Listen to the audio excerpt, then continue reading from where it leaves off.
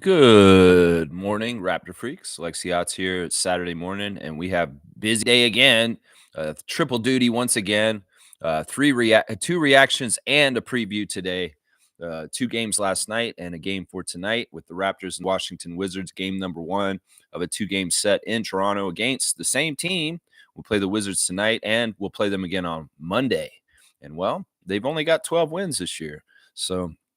Yeah, there you go. So we'll start off with the preview for the game tonight, and then we'll go back and double back to reacting to the win over the Jazz last night by the Raptors, and also the loss by the 905 to the College Park Skyhawks in the second game of two games in 2 nights at Paramount Fine Food Center and on women's empowerment night, which Women's International Day or something. Yeah.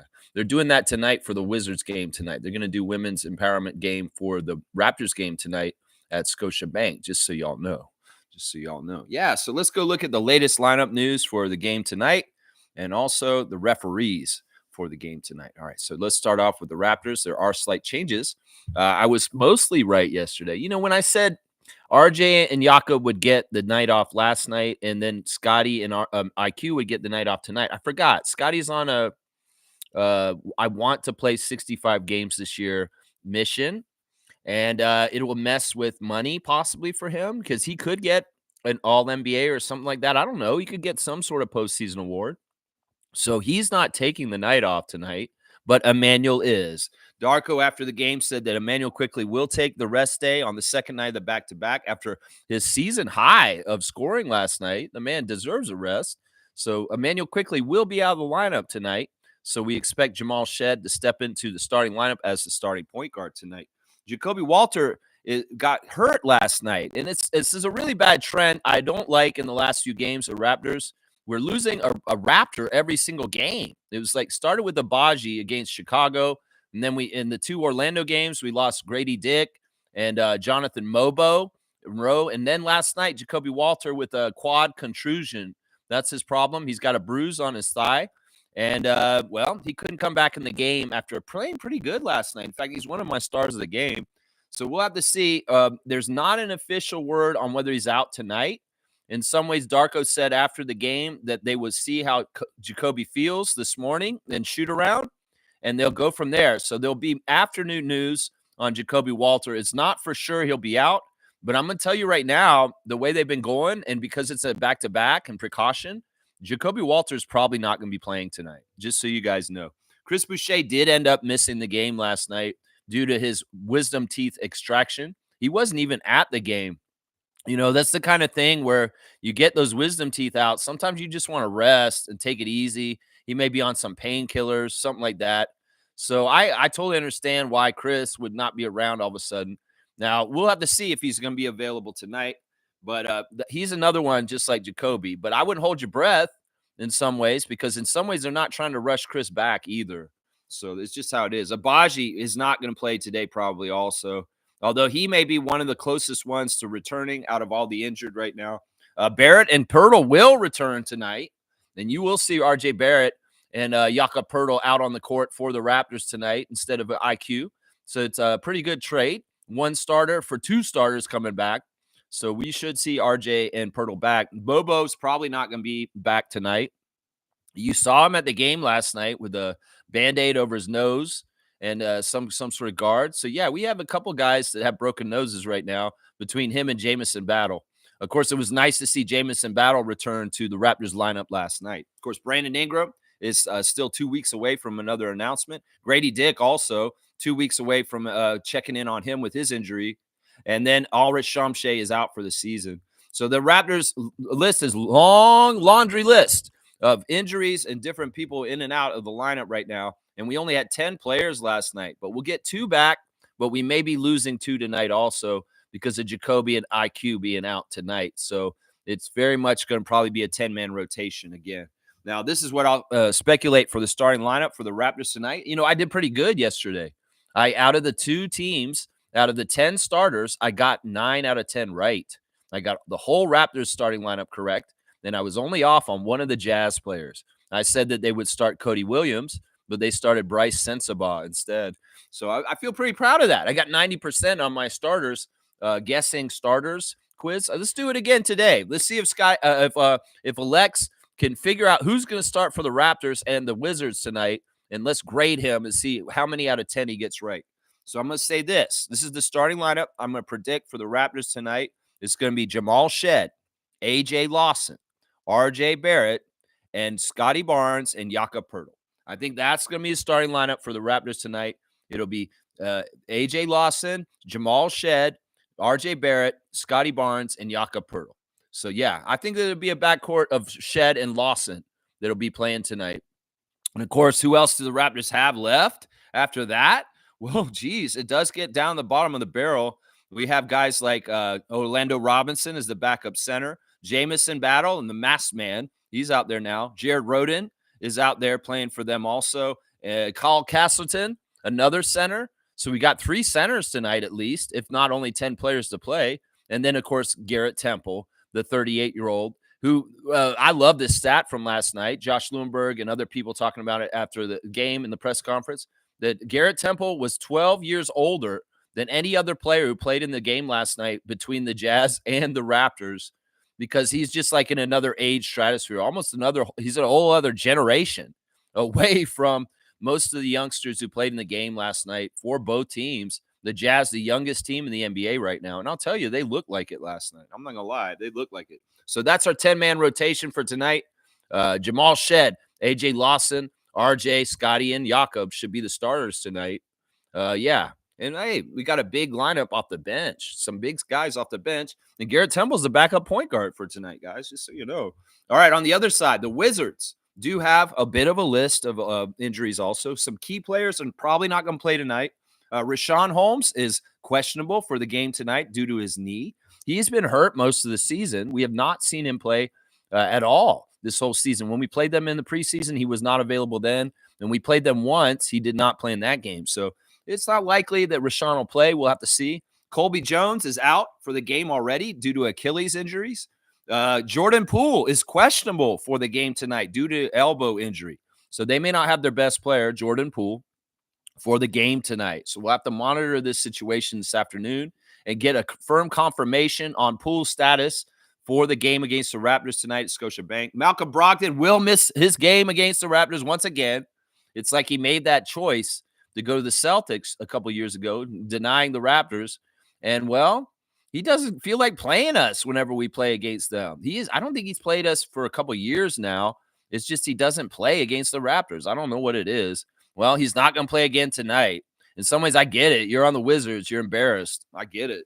Sadiq Bey has been out for most of the season for the Wizards also. So, yeah, that's a shorter list than our laundry list of injuries. So here we go. This is me guessing who's going to be the starters for the Wizards tonight. And it's going to be a very rookie, young team laden starting lineup. Let me just put it that way. Since Poole may be out, I'm going to go ahead and take him out of the starting lineup as point guard. And we're going to put Bub Carrington, the rookie, as the starting point guard tonight for the Wizards. Bilal Coulibaly will join him in the backcourt as the 2 rising stars. Well, 3 of them will be in the starting lineup because Alex Sarr will be at center. So 3 rising stars from the Rising Stars Challenge. And then another rookie who has Canadian ties, Keyshawn George at power forward. And then the veteran who played for 12 years for the Milwaukee Bucks, Mr. Chris Middleton, playing at the small forward for them. The guy who kind of does it,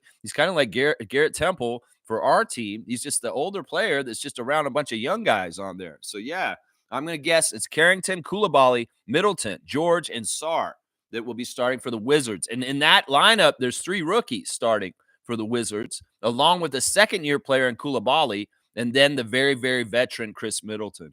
Off the bench, the Wizards got guys like Marcus Smart, who is healthy, and he got traded from he was on the Grizzlies, and they traded him to Washington in the middle of the season. So Marcus Smart is on the Wizards tonight. Corey Kispert, of course, the longtime Wizard, an annoying player, headband player. He'll be out there tonight. Also, our good friend Justin Champagny, who recently got a new contract with the Wizards and has some security in being in an NBA for a few more years. He's got like a 4-year contract, I believe he just signed. Tristan Vucevic, this is their backup center. They've also got Anthony Gill and AJ Johnson off the bench. So, yeah, we'll have to see if Lex gets the starting lineup correctly as far as how I score after the game starts. We'll see if it's going to be Carrington starting for Poole. I don't think Poole's going to play tonight, guys. I really don't think he will.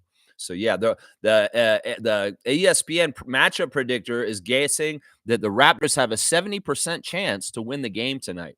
So it's 70-30, the split. ESPN matchup predictor, the Raptors will win. 70% chance. All right, let's go to our referees. And we have an interesting ref crew. I want to start the ref crew. The replay center has our friend Mark Lindsay going there from last night with Jonathan Sterling and Evan Scott. They'll be sitting in Secaucus to make any decisions from that office. For the team, for the game, we've got our crew chief as Josh Tiven tonight. All three of our refs tonight, we have not won a single game between the three of them. The record for all three refs is 0-9.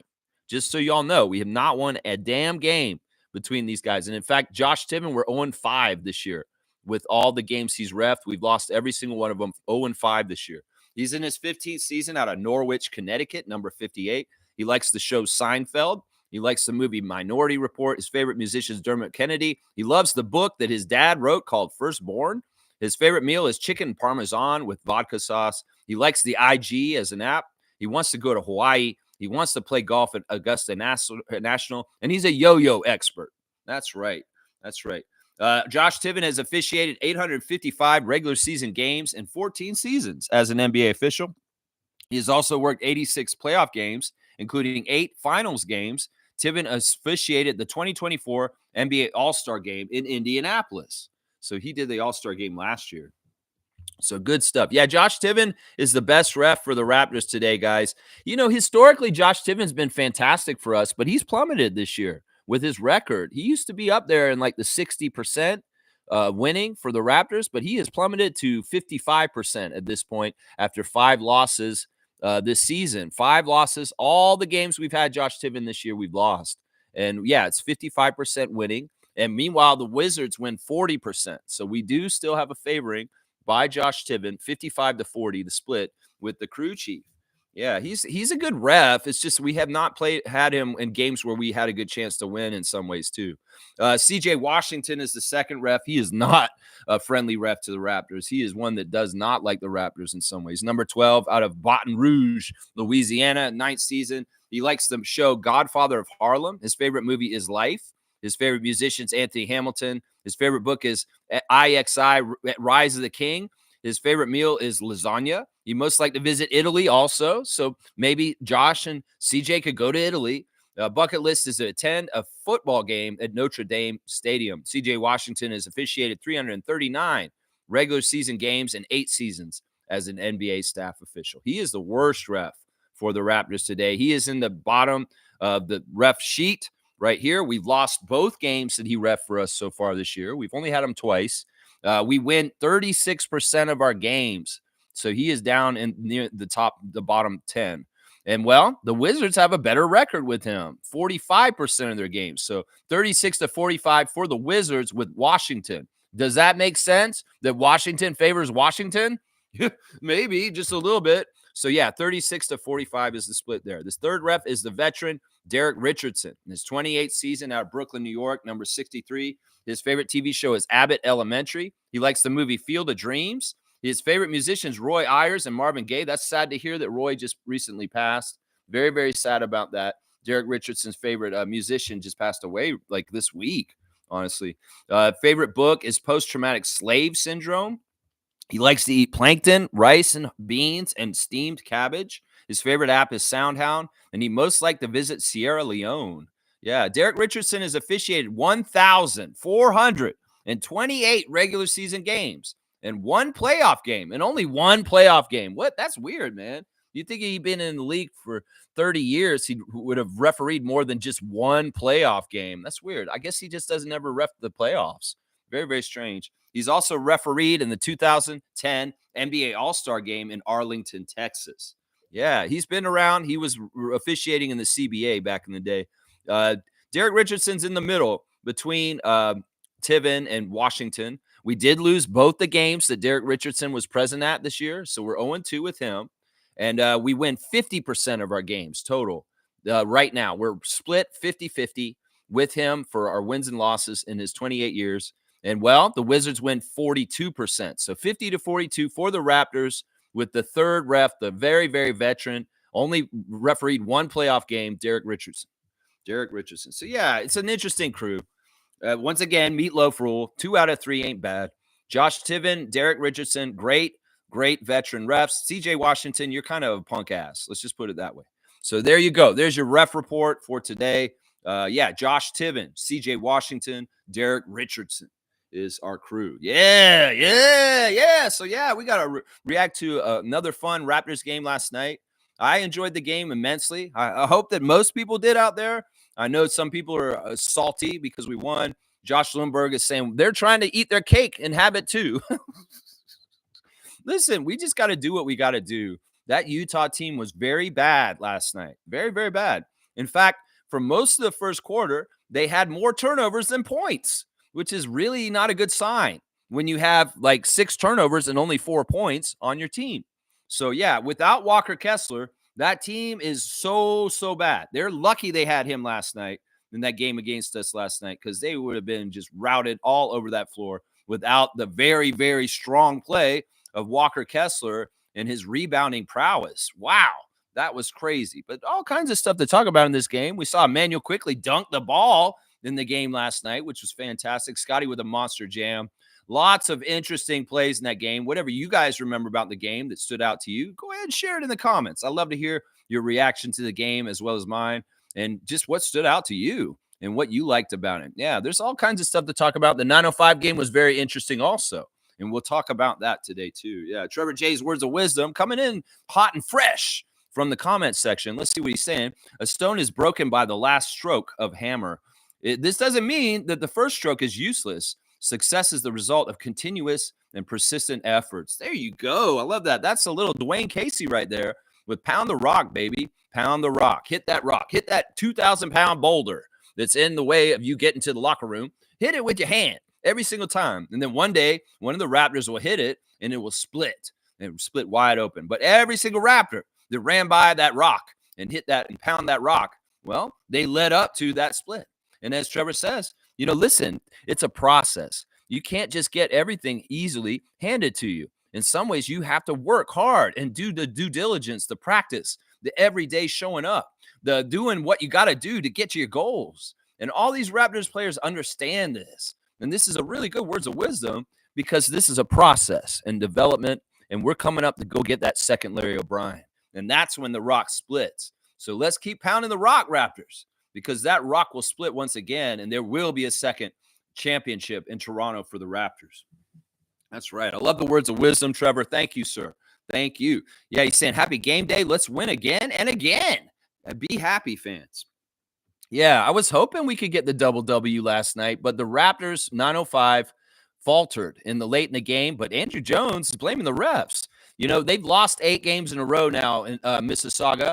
And, well, it's like they're very close to winning a lot of these games recently. They've been like 1-point loss, 2-point loss, 3-point loss. And Andrew Jones is frustrated. In fact, Andrew Jones got thrown out of the game with 5 seconds to go on the clock after Tyler Perry or one of their guards came around a pick, and he got nailed by the other team, the Skyhawks, and the refs ignored it. And he went off. He came onto the court and started yelling and getting all crazy, and Biniam Maru threw him out with 5 seconds to go. Andrew Jones, after the game in the press conference, very, very pissed still. This guy's very intense. And, I wouldn't want to ever be on his bad side, because, honestly, he gets mad. And he was fuming. In fact, they asked him the first question in the interview after the game, and he had to take 30 seconds to calm down before he could speak. He was that mad.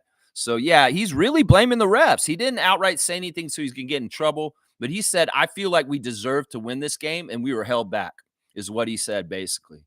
And he's sick of it. In some ways, he's fighting for his players. He really cares about this. And listen, he's not getting the best quality team right now to go out there and play. He's gotten a lot of new players coming in. Like, we got a new player called Loudon Love. We also got this guy Lacey who showed up recently.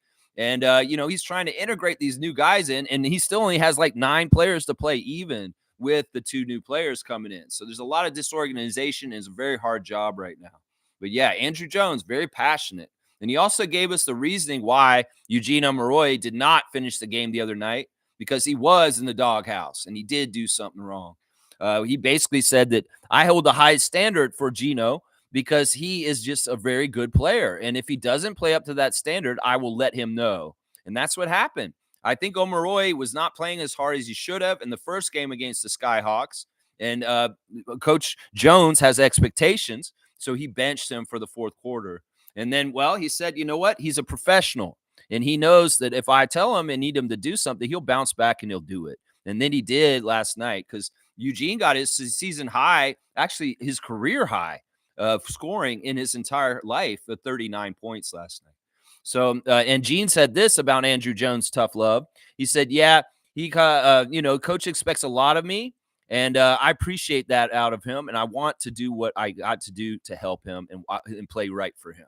So it's all good there, but it was true that Andrew Jones benched Eugene Omoruyi in the first game against College Park Skyhawks because he wasn't giving a full effort that he expects from him. So that's pretty interesting right there. Yeah. Let's see. Trevor J saying that Dwayne Wiggins, founder member of Tony, died. Hit songs like Feels Good and Anniversary. Feels good. Yeah. Yeah, I know that song. Wow. I'm not familiar with this artist, but I'm familiar with Tony as a group, but I did not know the individual's name. So rest in power, Dwayne Wiggins, and all the people that love him and all the fans and everybody. My condolences to them. There's been a lot of different music people dying recently. Like I said, Roy Ayers is sad. Very, very sad. And, when there's a lot of famous people, there's a lot of famous people dying over time. And there's more famous people now than ever because of the internet and reality shows and music and movies and TV. And just there's a lot of different ways to get known and have notoriety in this world. So, I mean, that makes sense that there's going to be more and more people passing on that are notable because there's just a lot more notable people. Well, as I said, I want to give my condolences to the Wiggins family and all the fans of Tony, and great R&B music. Yeah. The Common Crazy's here saying no swearing Sunday, but my guy, it's Saturday. So I'm a fucking cuss today. It's Saturday, motherfucker. Yeah, no, I'm just kidding. Did I get past the time? Yeah, I'm 22 minutes in. All right, good. I didn't start cussing within the first 5 minutes of my stream. YouTube doesn't like that, apparently. Trevor J saying Jokic last night got 31 points, 22 assists, and 21 rebounds. Wow. So he did a 30-20-20. That is fantastic. I mean, in some ways, that man is the whole team for the Nuggets in some ways. I know Murray's good. There's a couple other guys on that team. But, man, getting a stat line like that, it just kind of seems like if you're doing a group project in school, that's the guy who did the group project.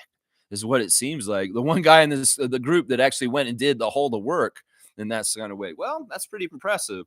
In some ways, I don't like him getting the stat line because it's a really good case for why he's the MVP instead of SGA. But I don't think he should be. I think that SGA should be the MVP. He has one of the best records in the league. I know in some ways, technically, the most valuable player is who is the most valuable player to their team. If you take him off that team, how are they going to do? And Jokic, obviously, you take that off of that team, and, well, the Nuggets ain't going to be doing no good. No, but still, SGA, I believe, deserves it. And in some ways, that stat line doesn't help SGA. I'll just say that right there. Good morning from Fiercey Salsera, and happy Saturday. Great words of wisdom, Trevor. We got the dub yesterday. We were organized more than the Jazz overall, and what a performance by IQ. Hoping Jacoby is fine. Crossing fingers. Yeah, the Jazz are really, really bad. Really bad. Lots of turnovers, not really taking care of the ball. They're a very young team, and in some ways, they're a good example of what we could look like. Seriously, they are very young, and they make a lot of dumb turnovers. You saw how careless they were with the ball. And in some ways, seeing the stark contrast of the Utah Jazz against the young Raptors shows you just how badass a coach Darko is. Seriously, this is the thing. Last night was a show to show the amazingness of our coach Rajakovic, because he built a system that they're using in 905 and on the main Raptors, and it is transferable so easily.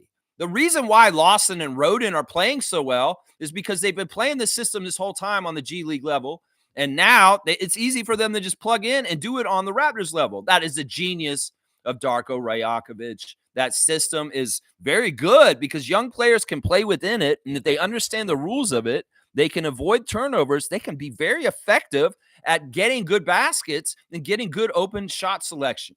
So I love it so much. In some ways, the difference between the Jazz and the Raptors last night is that Coach Rajakovic has a system and he has it all organized. These guys bought in. I love seeing Jared Rhoden out there clapping like Scotty and just getting up in people's faces with the defense. Lawson and Rhoden are very good defenders. They are all over people and causing problems. And I love that Jared Rhoden's been invested in for a couple years. In fact, his two-way contract is for 2 years, guys. So Jared Rhoden's going to be around our team for a couple years now because, well, at least as long as he's still progressing. Of course, we know two ways can get taken away, but he has some job security because Blake Murphy let it be known yesterday that Jared Rhoden's two-way contract is a 2-year contract, guys. So, yeah, very, very good stuff there. Very, very good stuff there. Yeah, the Jazz are a bad team. Bad team. And that's not the real Jazz. We can't look at them and say that's the real Jazz. No, Fiercely saying, rest in peace, Dwayne Wiggins. I grew up on their music. Yeah. I mean, I don't know his individual name, but I do know Tony. And there's probably other musical artists that Dwayne worked with also. So, yeah, it's sad. I don't like hearing that musicians have passed away. I really don't. She's saying that Utah is interesting. They disrupt a lot with their length, but also create lots of turnovers. Sexton can be good on times, but on other instances, he's a liability. Yeah, we can't judge Utah for what was there because their best players are not playing right now. Markkanen, Collins, Clarkson. You got to have those guys in the mix to really get a gauge of who the Utah Jazz are. And that you can't really look at that team and say that's the Jazz. You really can't. Now, some of the descriptors of them is true. They're very tall.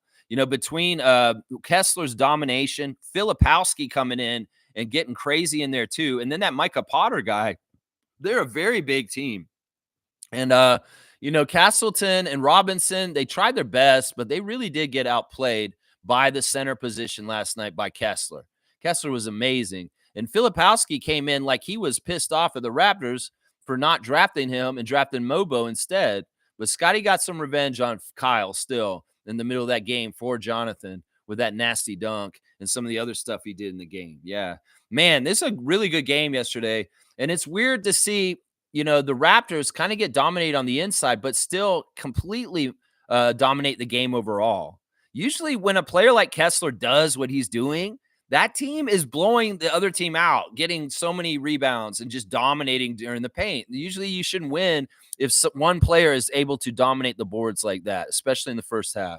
So that was interesting, but that's definitely not the Utah Jazz. That is not really their full team, and we can't really gauge them. Now, we'll play them again next Friday in Utah when we go on our West Coast trip. And, well, let's have to see if any of the guys who weren't there last night are healthy by then, and maybe we'll see a little bit more of the real Jazz team. But that you can't judge that team as being Utah. Not without Lauri Markkanen. No, you can't. Let's see. Fiercely saying lots of minutes for our rookies and two ways. Hang on just a sec.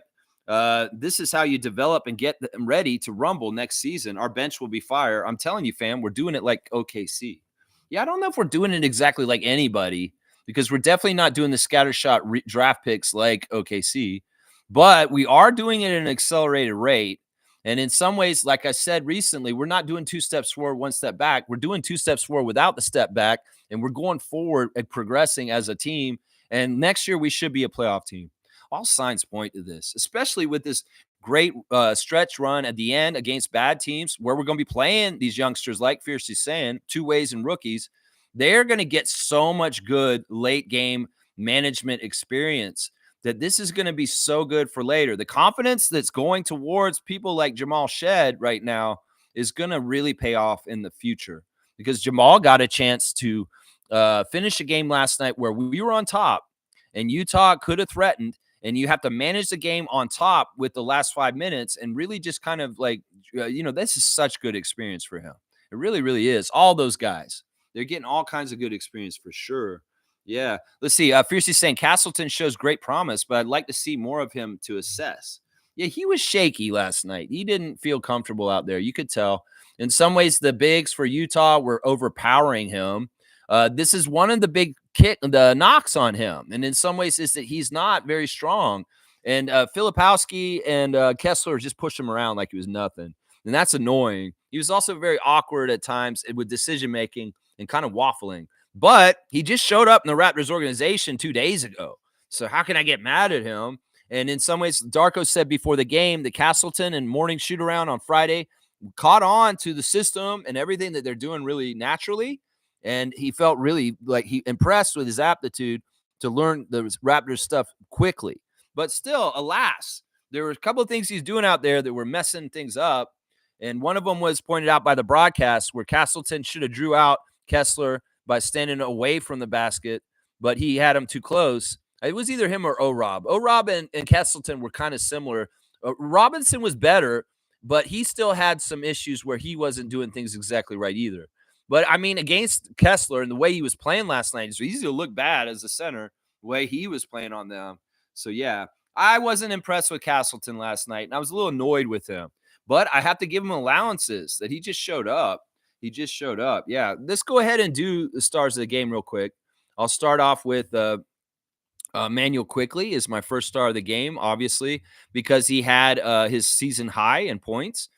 He got 10 of 20 from the field, 50% shooting, 6 of 13 from three. You got to love that. 6 threes from Emmanuel. He really just kind of finds him and steps into him confidently. And I love to see that. This is why we want Emmanuel taking a lot of threes, because you can see when he just pops them in, it really helps us get the lead up or get going if we're behind and getting closer to them. It's badass. And when we see Emmanuel at his top of his game, you can see what he can do. Seriously. And this is the kind of game where Emmanuel could go crazy.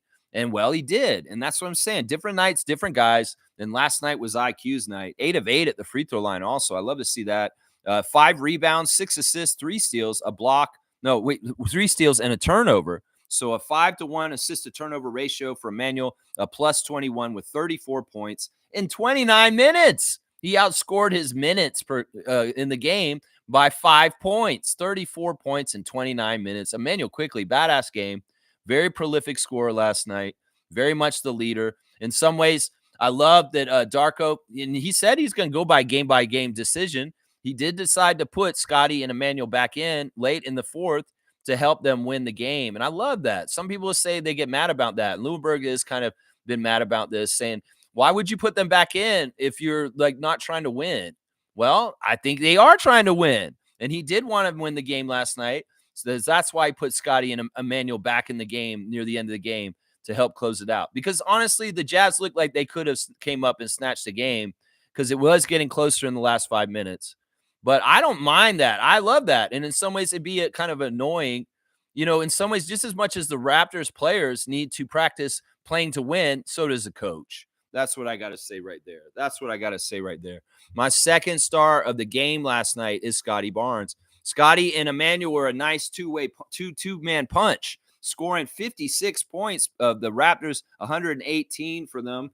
Between the two of them, 32 minutes for Scott, 8 of 19 shooting. Not bad. He missed all 3 of his threes, 6 of 8 at the free throw line, 7 offensive rebounds for Scott.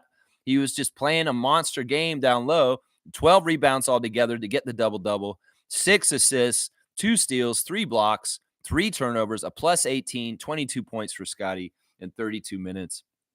That emphatic block that he had, holy crap. It's like he was mad at that guy. He chased him down. He's like, you think you got this? And then he's like, nah.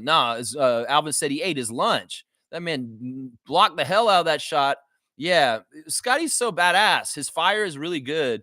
And the crazy thing is, it's just like Scotty is so powerful.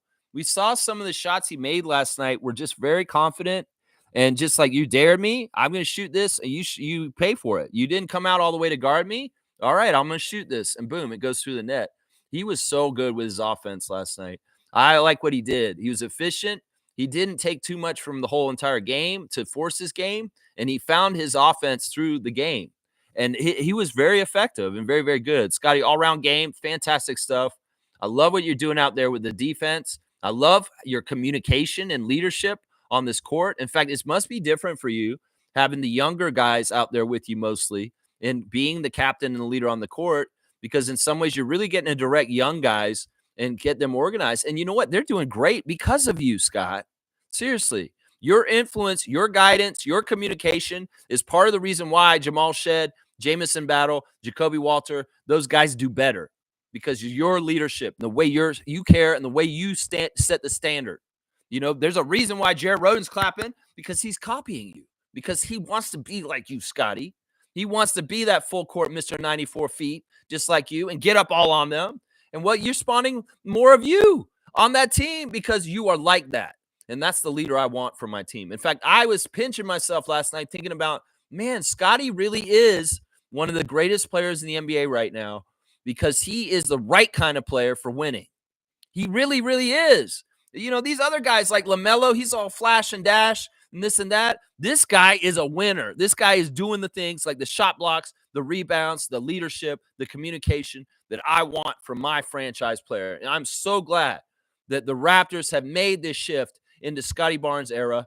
That's him, the face of the franchise, because we are in good hands. Let's just put it that way. We are in very, very good hands, very good, capable hands, and defensively and offensively. That's right. The third star of the game for me was off the bench. And who was that masked man? It was Jamison Battle. That's who it was. I told y'all he can't stand that mask. Did you see how often he'd take it off right away? He's always fidgeting with it, trying to adjust it and stuff like that. Well, he got his rhythm, though, even though with the mask. 23 minutes for Jamison off the bench, 4 of 6 from the field, including 3 of 5 from 3. And I love those three-pointers from Jamison. They're money.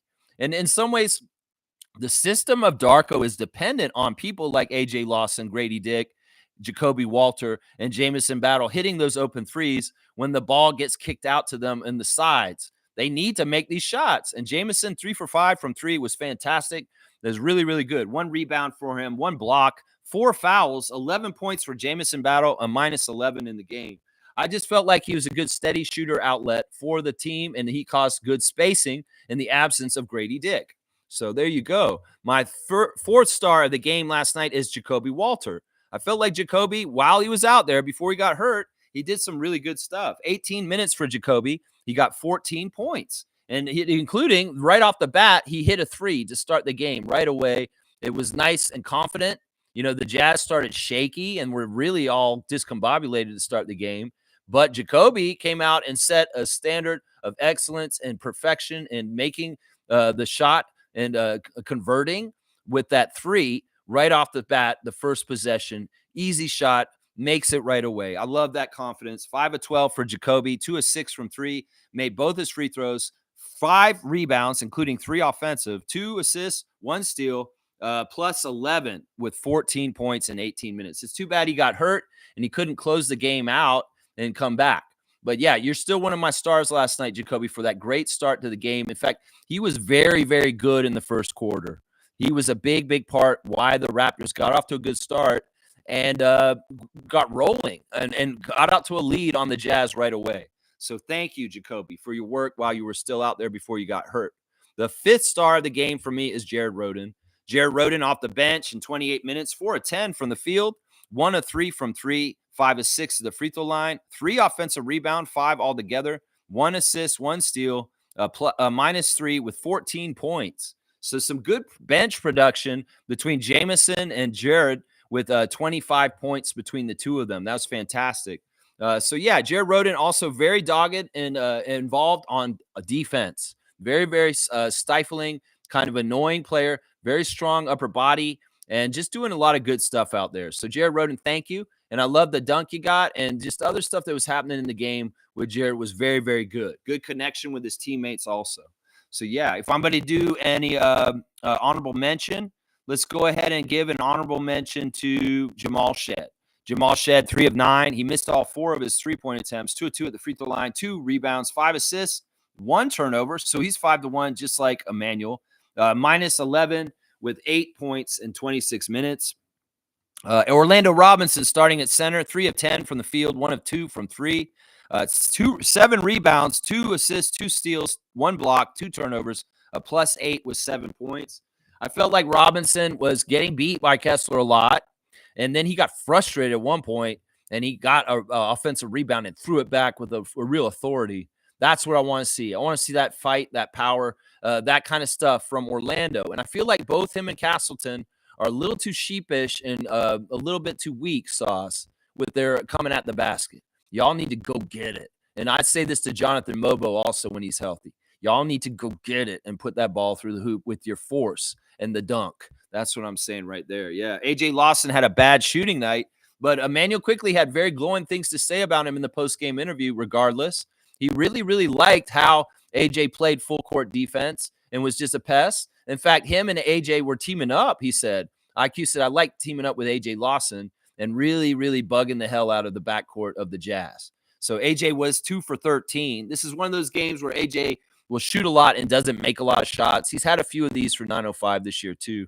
1 of 9 from 3, 1 of 2 at the free throw line, 3 rebounds, 1 assist, 1 steal, plus 14, though, even though he didn't shoot well, with 6 points. Emmanuel said, look, I told the young guy, just keep shooting. You're going to start making them again. And, yeah, he probably will. He will probably start making them again. Garrett Temple came out and played for a while. He hit the floor and got a loose ball. And that's what Emmanuel said. When a guy who's 100 years old, he said he was 100 years old, is getting out there and hitting the floor and trying his ass off, well, that shows all the youngsters you better do it too. And, yeah, Garrett was awesome. 0 for 2. He didn't score. He did have 3 fouls and a rebound and a steal. And it is what it is. Garrett Temple getting out there and putting in good minutes and in some ways kind of babysitting. It's kind of weird that he was out there, like everybody said. He was 12 years older than any of the other players in the game. And Emmanuel was the 3rd oldest player in the game last night. Isn't that crazy? That's crazy. Colin Castleton made his Raptors debut, 1 of 3 from the field, 2 offensive rebounds, 7 rebounds altogether, 5 assists, 2 steals, 1 turnover, a +1 with only 2 points. Yeah, he's just shaky. He's just really shaky. Obviously, he had a much better game for the 905 the night before and scoring 27 points. And in some ways, he was just shaky. He had jitters. And in some ways, it's also new orientation, new team, a lot of different stuff. But it seemed like he was gelling with the team personality-wise. And it's funny, his interview after the 905 game was, he's like, I'm a Florida boy. And people told me it's going to be cold up here in Canada, but it's actually kind of warm right now. But I came out and it's actually really cold, is what he said. But he's excited about this opportunity with the Raptors organization now, Colin Castleton. So we're going to have to see what happens with him as far as different things. I do believe he's on a 10-day, though, and he's not on a 2-way, guys. So I don't know if he's going to be here longer than 10 days. He's getting a real tryout, and he may not be around for totally. I'm not totally sure about his status. They keep saying he's on a 10-day. So he might just be on a 10-day, guys, just so y'all know. There's the Raptors box score. On the other side, I will give some props to Walker Kessler. Getting 25 rebounds is insane. 13 offensive, 18 points altogether, 8 of 11 from the field. He had 8 blocks also. So monster game by Walker Kessler. He truly is a force. And, man, what a center. I know he wouldn't do that shit if Yaka was out there, though. I'll say that right now. He would not be doing that. Yeah, Keontae George was very good off the bench also with 18 points. He was a feisty, physical player, getting involved in different stuff. Kind of annoying. Let's see. Also, I'll say something about Colin Sexton, the old veteran, getting out there. I think you're right, Fiercey, that he has some great attributes. Part of the reason why they chose Darius Garland over him in Cleveland is because he does have weaknesses also. But, yeah, Sexton's a really good scorer. And if he gets past you, he will get to the basket and score some stuff on you. So, yeah, Filipowski coming in hot off the bench with 7 of 10 shooting, 2 of 4 from 3, 17 points, 5 rebounds, 3 assists, 2 steals. I did get the vibes that he was a little pissed at us for not picking him first in the second round. But I'm so happy we have Mobo over that. Some fans have been mad about this. There are some Raptors fans that say we shouldn't have picked Jonathan Mobo. We should have picked Kyle Filipowski instead. And we shouldn't be kissing Scotty's ass by picking his best friend. It sounds like you don't like Scotty. He's like, why are we pandering to Scotty? Because, motherfucker, he's one of the best players in the league, and we are very lucky and happy to have him. And I will draft his best friend every single day over that Mormon idiot weirdo Filipowski every single day. I'm sorry. It was the right decision. You can see the threes and do all this stuff and say, well, this is this and this. I don't care. He may not fit with our chemistry, old Kyle Filipowski. So stop saying shit like, why are we pandering to Scotty? Because Scotty is our franchise player, and we love him, and we want him to be happy. And Jonathan Mobo is a bona fide NBA player, and I'm glad he's on our team. I'll say that. That's what I'll say about that. Boom goes a dynamite. Wayne Strainer's here. Good morning, Raptor Freaks. Good morning to you, Sergeant Wayne Strainer. Sergeant at Arms, Wayne Strainer. That's right. Isaac Campbell's got me on blast. There you go. The benevolent one. Isaac Campbell holding it down in the nation's capital, Ottawa. I love you, Isaac. I am Canadian. I watched that ad yesterday on YouTube. The old I am Canadian ad with Joe and his fiery speech. At that time, it seemed real cheesy and kind of like, okay, this is kind of a goofy commercial. But that commercial hits so hard right now. Watch it and listen to what he says in his speech in that commercial. I am Canadian for Molson Beer. It's really powerful. And in some ways, it's iconic in a way that we need it more than ever right now. I love you, Isaac. I only wish good things and good health and good luck and happiness for you and all the Canadians around the world right now. That's right. James is saying, do you see the starter potential in Jacoby? Yeah. Oh, yeah. He can be a starter. Like I said, I really do believe he's a player like DeMar DeRozan. He's going to come in with different levels, and he's going to accelerate and become a better player. Did you guys know that DeMar DeRozan just recently moved into 27th all-time career scoring list, all NBA? 27th most points in the entire history of the NBA were scored by DeMar DeRozan. He just recently passed Patrick Ewing, guys. That's big time right there. DeMar has more points in the NBA than Patrick Ewing, guys, as of this week, moving to 27. And when you think about that, Kyle Lowry's higher than him. So both our GOATs, Kyle Lowry and DeMar DeRozan, are in the top 30 all-time scorers in the NBA's history right now. That is huge, y'all. That is bona fide for our 30-year franchise. And in some ways, that is why both of them are Hall of Famers. That is why both of them will get their jersey put up in the rafters at Scotiabank Arena. I'm just saying. I mean, you don't get into the top 30 all-time career scoring list for the NBA entirely easily. That means a lot of hard work for a lot of years consistently. And these guys have put in the years in their late 30s now that they have gotten to this point with their scoring accumulation. So kudos to DeMar DeRozan, moving into 27th all-time on the scoring list for the NBA, past Patrick Ewing. Wow. Nako's saying, good offense from Quick, good defense from Scott. I swear their centers were Utah's only bright spot. Yeah. Without Kessler out there, that game would have been ugly. Man, they wouldn't have had nothing going good for them. And Kessler was like the only thing. Their centers were totally the only thing carrying them. Yeah, they're very young, and they make a lot of careless mistakes, a lot of unforced turnovers, and just not taking care of the ball. Their attitude is not like our guys. You can see Will Hardy's a good coach. I don't think he's a bad coach, but in some ways, Darko's a better coach than him because he has kids that are the same age as Will Hardy's team, and, well, they're more efficient, and they're taking care of the ball, and they're doing basketball the right way more than the Jazz are. That's just the damn truth. And that was just what I saw last night. That's right. Name is saying fantastic game from IQ. Clearly, he's starting to get back into rhythm. He's such a weapon. And in some ways, we saw quickly more like Maxey last night. In some ways, getting a big scoring amount. You know, that's what I'm saying. In some ways, quickly he's going to get 40 at some point, too. And I love it, man. I love quickly seeing so happy. We love it when we see the Skipley. When he's doing the Skipley, we know things are good. When Emmanuel's going like this, yeah, we know things are good when it goes like that. That's right.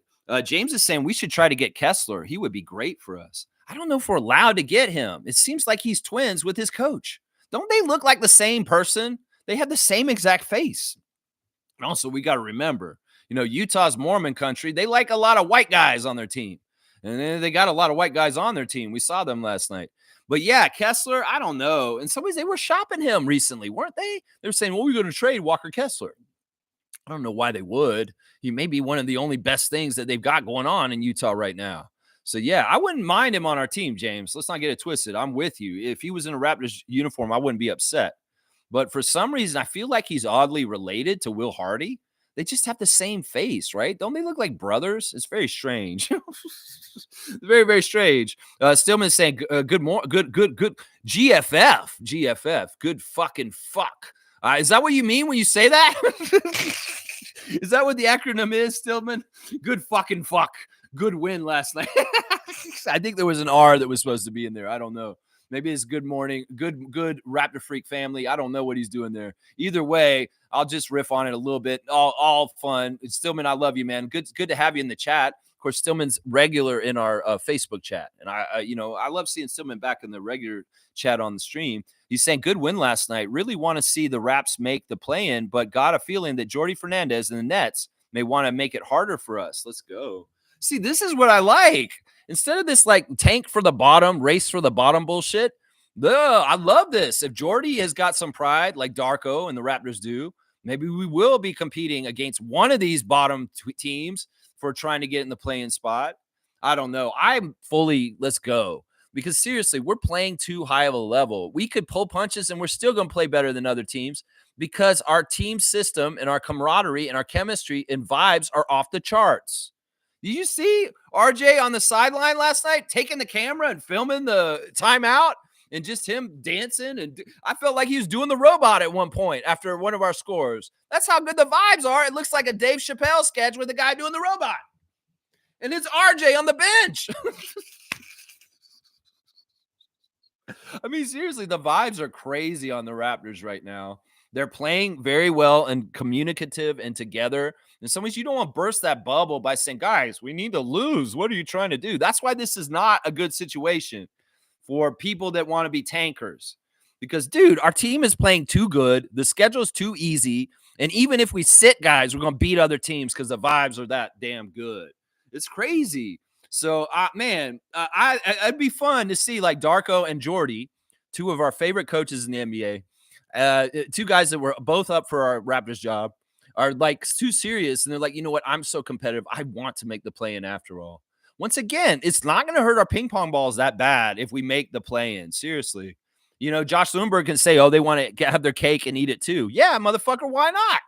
Because in some ways, this plays into our best strength, and that is Masai Ujiri and Bobby Webster. You know, the other teams, they may have to worry about getting higher up in the draft pick and stuff like that. Our guys are so good. I don't care where they pick, but we know they're going to do good on the draft no matter what. Now, I know I sound like a broken record when I say this over and over again. And I know the people are here every day and it's like, Lex, you just keep saying that. Well, I really, truly believe it. I really, really, truly believe it. So, yeah, I'm all about go to the play-in. Monique said after she came home from the game, thank you, Monique, for going the game, bringing the vibes and getting the W. She said, it's like, I'm full on, let's go to the play-in. And, in fact, Monique was with Jason Capono last night in the suite hanging out with Jason while he was at the game with his sons. Really, really cool to see Jose at the game also. And Jose to have a quarter of doing the game with Alvin and Matt. That was really, really good stuff with Jose. We don't hear from Jose very often. But, yeah, that was really awkward at a moment when Alvin was talking about, yeah, when Jose showed up, that's kind of when I left. And that is like Alvin's always kind of like a little negative or a little bit of a hater, a little bit of like causing shit, like especially when Vince is there with him. But then he was kind of made it awkward. He's like, yeah, when Jose showed up, that was basically the end of my Raptors career, and it was time for me to retire. So he associates Jose with the end of his career. And in some ways, there was therapy done between Jose and Alvin, two of the greatest Raptor point guards ever. In fact, in some ways, when I say that, Alvin Williams and Jose Calderon were calling the game last night together. Pinch me as a Raptor freak. Pinch me. This is the two of my favorite point guards in the whole entire history of the Raptors sitting next to each other. And Jose, just being Jose, because he's just the most kind, benevolent, amazing person. He said, Alvin, I'm sorry, man. I didn't want that to happen to you. I like you, man. And there was healing. And Alvin's like, you know what, man? You're a nice guy. And he's like, you're my amigo. I love that whole moment between Alvin and Jose because it's kind of like, let's clear this up. Let's get this out here. And Jose Calderon is just class A, number one kind of person all around. I thought it was interesting, Jose talking about how when he first showed up on the Raptors, he didn't speak English well enough to call the plays on the court. He's trying to call the plays for the Raptors, and they're like, what did he say? And they weren't doing what he was telling them to do because he couldn't speak English correctly. That's crazy. That's so crazy. But, yeah, it's such a fun thing. It's like, man, I love this alumni circle back boomerang season of 30 years. And just seeing the different Raptors guys come and show up, it really means a lot to me that Capono considers himself a strong Raptors alumni because it's dubious. You know, he has ties with a lot of different franchises in the league. And the fact that he still embraces his time in Toronto is really awesome and good. He's one of those guys I was on the fence about. I was like, I don't even know Jason Capono cares that he played for the Raptors. Well, he does. He obviously does because he came out there and he revved up the bullhorn at the fourth quarter with his sons. So, yeah, it was really cool to see them. Maybe we'll see Terrence tonight. I hope Terrence hung around and he'll come to the game. Come to the arena, man. Don't just go to the gala, Terrence Ross. Come to the arena and get your kudos in person from the crowd. Get your adulation. You deserve it, T. Ross. You deserve it. Come get your love from the Raptors fans. That's right. But yeah, the alumni stuff is always good. And did y'all see the graphic for last night's starting five? That was brilliant. Whoever did that for Raptors at Men, you are a genius. Making the boy band starting five, superimposing the faces of our starters on a boy band picture. And you guys did such a good Photoshop. Just really good cropping and putting the heads on there. Scotty looked like the tough one in the back with his headband and all like, me. Yeah, I'm the sassy tough boy band member. And it was so cool to see Orlando, AJ, Emmanuel, Jacoby. It's like they fit them perfectly. And it seemed like they put their heads on the exact right bodies. Seriously, go look at it. If you didn't see it, the starting five graphic was top notch. It may have been the greatest starting five graphic in the history of the Raptors franchise, honestly. It's so good. I want that kind of creativity every time Raptors official at Men. That was such a great way to announce the starting five. They really did look like they were about to sing something for me. Seriously, that boy band, I want to hear them. Starting five with the star, Scotty Barnes. Woo! He's the one I love. I love Jacoby. It's Jacoby! Sorry, I got it turned into a fangirl there for a second. All right, let's keep going. Nameless is saying Jacoby Walter is growing right before our eyes. Can't wait to see him add a little strength over the summer. Yeah, this kid has got it, man.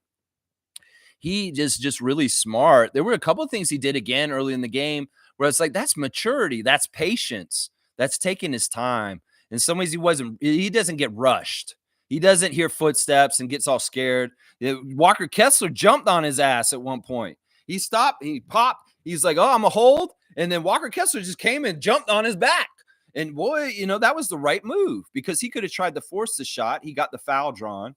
Scotty had a couple plays last night where he was very patient too, going through the lane very methodically and taking his time and waiting for the big centers to kind of jump and try and get him and then come up and put it in. And some of that stuff is really, really high level. It's stuff like, because most players are just going to go all out and they won't even think about like, okay, this is a shot blocker near me named Walker Kessler. And in some ways, I need to respect his ability to stop my shot. Well, Scotty and Jacoby both showed times where they were very cognizant of the shot blocking threat near them, and they did the appropriate things to get either a foul trip or convert the basket by letting them pass by. And I love that stuff. Scotty, in some ways, in the lane is such a journey his whole career. And we see, like, as much as you're talking about Jacoby Walter and his journey and him getting better, Scotty, in some ways, with his offensive game near the basket, man, he's so good. And the thing is, he's studying old school because he doesn't do it like new players. He doesn't do it like players now. He does things like they used to. And that's the thing that I love about Scotty. And to a degree, Jacoby Walter's doing it like they used to also, guys. And that's what I love, the patience, the wherewithal, the understanding, and the conversion. That's what I want. I want to see success. That's right. Kareem is saying they're too good to fail this anti-gauntlet and stretch. So go grab the play-in. Does it suck for the draft? Yes. But do something constructive and get these boys some playoff experience. I'm just saying, man. I'm just saying there's a lot of value in winning, even if the winning is hurting your ping pong balls. I'm sorry. I'm not going to buy into somebody who's not for sure, somebody who could be a bust. I'm not going to buy into that, whoa, we just need to do this for this. No, we can get better by what we're doing right now. And Jamal Shed becoming a more confident, bona fide backup point guard more and more because of the experience right now is going to mean so much more next year. Seriously, this is the kind of stuff for us to ensure and install a really good bench for the Toronto Raptors next year. This is the kind of stuff that'll make us closer to being a high-level playoff team because these guys need this time like this now, and they're getting it, and they're excelling and succeeding. That's the thing. Jacoby Walter and Jamal Shed, they don't play like rookies. They play like experienced guys that have been in this league for years already. And, man, just think about how quickly they can get better. This man's only 19, Walter. He's 19, y'all. Think about what's going to happen in the next 3 or 4 years as he gets better and better. He is going to be a 20-plus scorer, guys. He just has that. You can tell. He has it. He has it. Yeah. Name is saying, imagine Jacoby having the ability to finish through contact. There was one play he did last night where he dunked it, and it looked like he wasn't going to have enough height on his jump to dunk it. And there was even a bump in the air by one of the Jazz players. And somehow, miraculously, he did some Jordan-ass shit, and he had more air in his shoes, Mars Blackman. And all of a sudden, he elevated and he dunked it. I was like, whoa, Jacoby threw it down. I thought he was going to lay it up.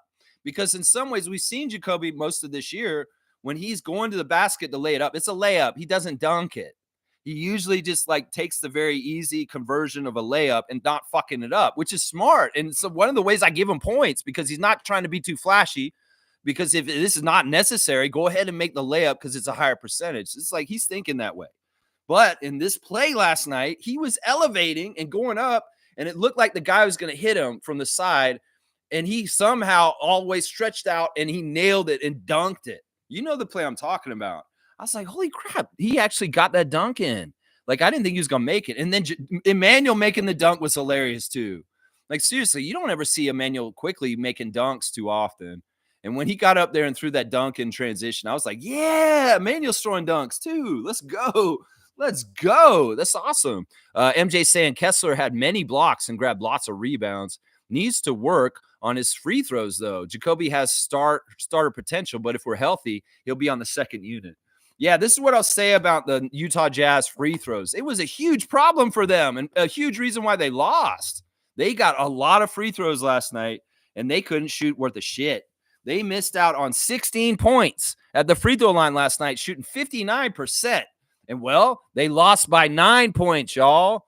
Listen to that. You know, look at that. If they just, man, if they just made 9 more of them, they would have tied us. So that's hilarious to me. We'll do the team stats real quick. The Raptors actually did not shoot better than the Jazz from the field. We shot 39% and beat them. We did get more shots attempts than them. We got 20 more field goal attempts than them because we worked our ass off and did that. You have 14 threes compared to their 8 threes was helpful also. We shot 30%. The 14 threes were great.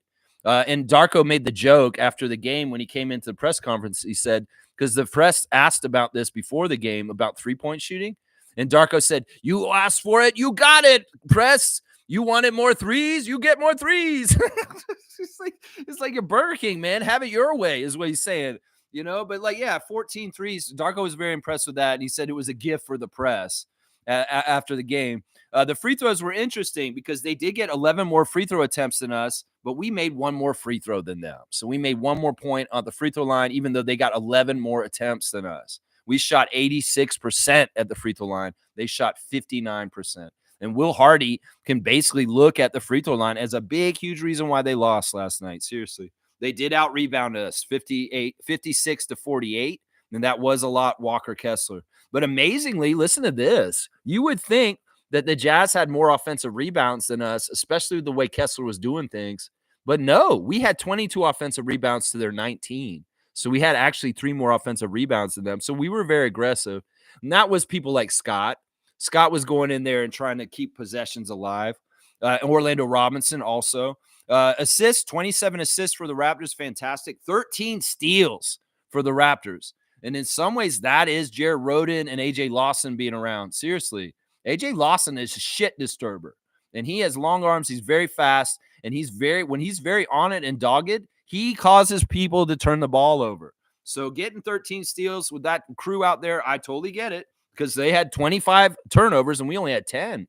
That's another place where we won this game. We limited our turnovers. We're a better young team that takes care and values the ball more than the Jazz. And them having twice plus half of us, 25-10 on the turnover stuff, I'm telling you, that's a big part of why you win right there. Fast break points, 29 fast break points in those transition points off the turnovers for the Raptors.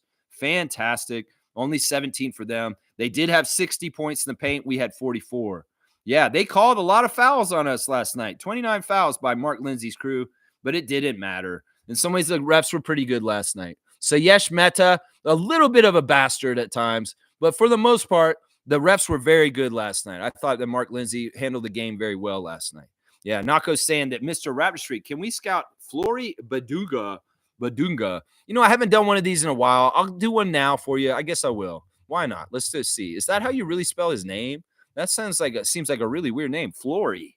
Flory. He's from Kansas. Okay. Well, in some ways, we got some guys from Kansas on our team already. So maybe this guy is already friends with Grady Dick and Oshai Abaji. This guy went to school at Kokomo, in Indiana, Kokomo High School. 6'9" from the Democratic Republic of Congo. A 19-year-old, 220-pound center, Congolese. Yeah, okay. This is Flory Bidunga. All right, I want to see what this guy's all about. Let's go look at him on the YouTube. You're getting a scout of the day all of a sudden because Naco the Nachos request one. All right, fine. We'll do it. We'll do it. Let me see. Let me see if I can see easy to look up. Let's see. Let's find the right clip. That's from a year ago. I want his Kansas highlights, not just from one game, though. Let's get his Kansas highlights for the year so far. Let's see. No. These are all one game highlights, most of them. Maybe I should just watch his high school clips because that seems like that's the best one so far for checking him. They don't really have his Kansas highlights all in one clip. This is like they don't even need to do that. Is he actually going to be in the draft, Gerald? Because usually these guys have a clip like that. All right, I'm going to watch his high school clips because they don't have his Kansas clips in the right way. All right. Okay, he's smiling. He's a big dude. He looks like he's a pretty cool guy. Let's see. Okay. That's really, I don't know. That competition, I can't say. That was like all-star kind of level stuff. Okay, he's shooting from the outside. His shot mechanics look pretty good. Let's see. He goes up strong with one hand. I would have liked to see two-hand jam there. I don't know. Where's he rejected? He's second round, isn't he? I'll bet he's second round. The people he's playing right here are not good competition. So I can't. This high school clip probably isn't the right one. It'll at least get me a look at his body and see kind of like what he's like. Okay, there's a nice lob, catch, and dunk. You know, he runs weird. He's kind of an awkward runner. I don't know. I want to see him be a little faster. I think this competition on this clip is just not good enough for him to get all out. In some ways, I don't like his motor. I feel like he's a slow guy for some reason. That's a nice block shot, though. Very emphatic. Nice timing. Gets up there and blocks the shot on one of the other players. There he goes. Somebody tried to block him, but he dunked it on their head. That's pretty good. I don't know. I like his shoulders. I'm going to say this. He's got shoulders that really bode well for him to get a really nice, strong NBA body. He does look stronger than most young players as far as like he's not rail thin and really skinny. It looks like he's already got some good strength so that if he does come to the NBA kind of like Missy, he'd be able to hold his own to a degree. So I don't know. I think that in some ways, this clip, like I said, is against competition that's just not that good. And it's not really the best gauge for me to see how he would do. Now, that block was too easy. He didn't even have to jump. Yeah, I don't know if I can use this clip. But as far as physical appearance, this guy looks like he's an NBA player. He really does. We'll have to see, though. I don't see him taking very many jump shots in this, though. That's the thing. He may not be a very good shooter. All right, there's your scout of the day. Flory Bidunga from Kansas Jayhawks center, 6'9", 19 years old. Okay, there you go, Nako. I think the shoulders are good, but I'm going to have to see some highlights from Kansas, and maybe we'll do that closer to the draft. Yeah. Kareem saying, Eugene Omoruyi must be pissed. I know I would be. See all his peers getting a real chance with a big squad. I'm glad he dropped 39 yesterday. We'll do the reaction to this right now. I don't know if he's pissed. He seemed okay after the game. In his interview, he seemed kind of well-grounded at that point. I think he may have been annoyed with Andrew from getting benched the game before, but he did have his career high last night and was fantastic. Yeah, Gene Omoruyi is my number one star of the game in the loss for the 905 to the College Park Skyhawks last night. The 905 are now 12-13. They've fallen out of the playoff picture. And, well, they got to do something to try and fix this. Their next game will be in a couple days against Capital City Go-Go coming to Paramount Fied Food Center. But, yeah, Eugene is my number one star. He was 17 of 26 from the field, y'all. He shot 17 of 26. 3 of 6 from 3, 2 of 3 from the free throw line, 6 rebounds, 8 assists, 1 steal, 4 turnovers, a +9 with 39 points in 35 minutes. So proud of our Canadian guy, Eugene Omoruyi. Now, he said something after the game which made me go, uh-oh, uh-oh. And he said, since Frank isn't with us anymore. So I don't know if Frank Kaminsky's on the 905 anymore. I think that Eugene screwed up and let it be known that Frank Kaminsky is not playing for 905 anymore. He left them. Because I thought he was just injured. He's missing a couple games. But the way that Eugene said what he said after the game in the interview was that Frank is no longer with us. So I don't know what happened with Kaminsky. He may be gone. In some ways, he said that because him and Charlie Brown had to step up as the veterans on the team with Kaminsky gone. So, yeah, Eugene's awesome. Eugene's a fiery guy. Eugene's a warrior, as Andrew Jones described him. Kareem, I wouldn't worry about Eugene with this because I think he's still going to get a chance to come up. He's just got to wait his turn, and it's going to come before the end of this season. I could see Eugene getting one more call up before the end of the year and getting a play, especially after getting 39 points yesterday. That's going to open eyes. And, Eugene Omoruyi has that patented reverse layup. He was also doing some spin moves like crazy last night. Of course, last night was women's night, women's empowerment night, and they had a female broadcast crew, including Kia Nurse, his sister, was playing the color commentator last night. Then Kia Nurse came and did the broadcast with them for a little while, too. So Kia Nurse showed up at 9:05 last night with her sister and was doing broadcasting with them. Good stuff.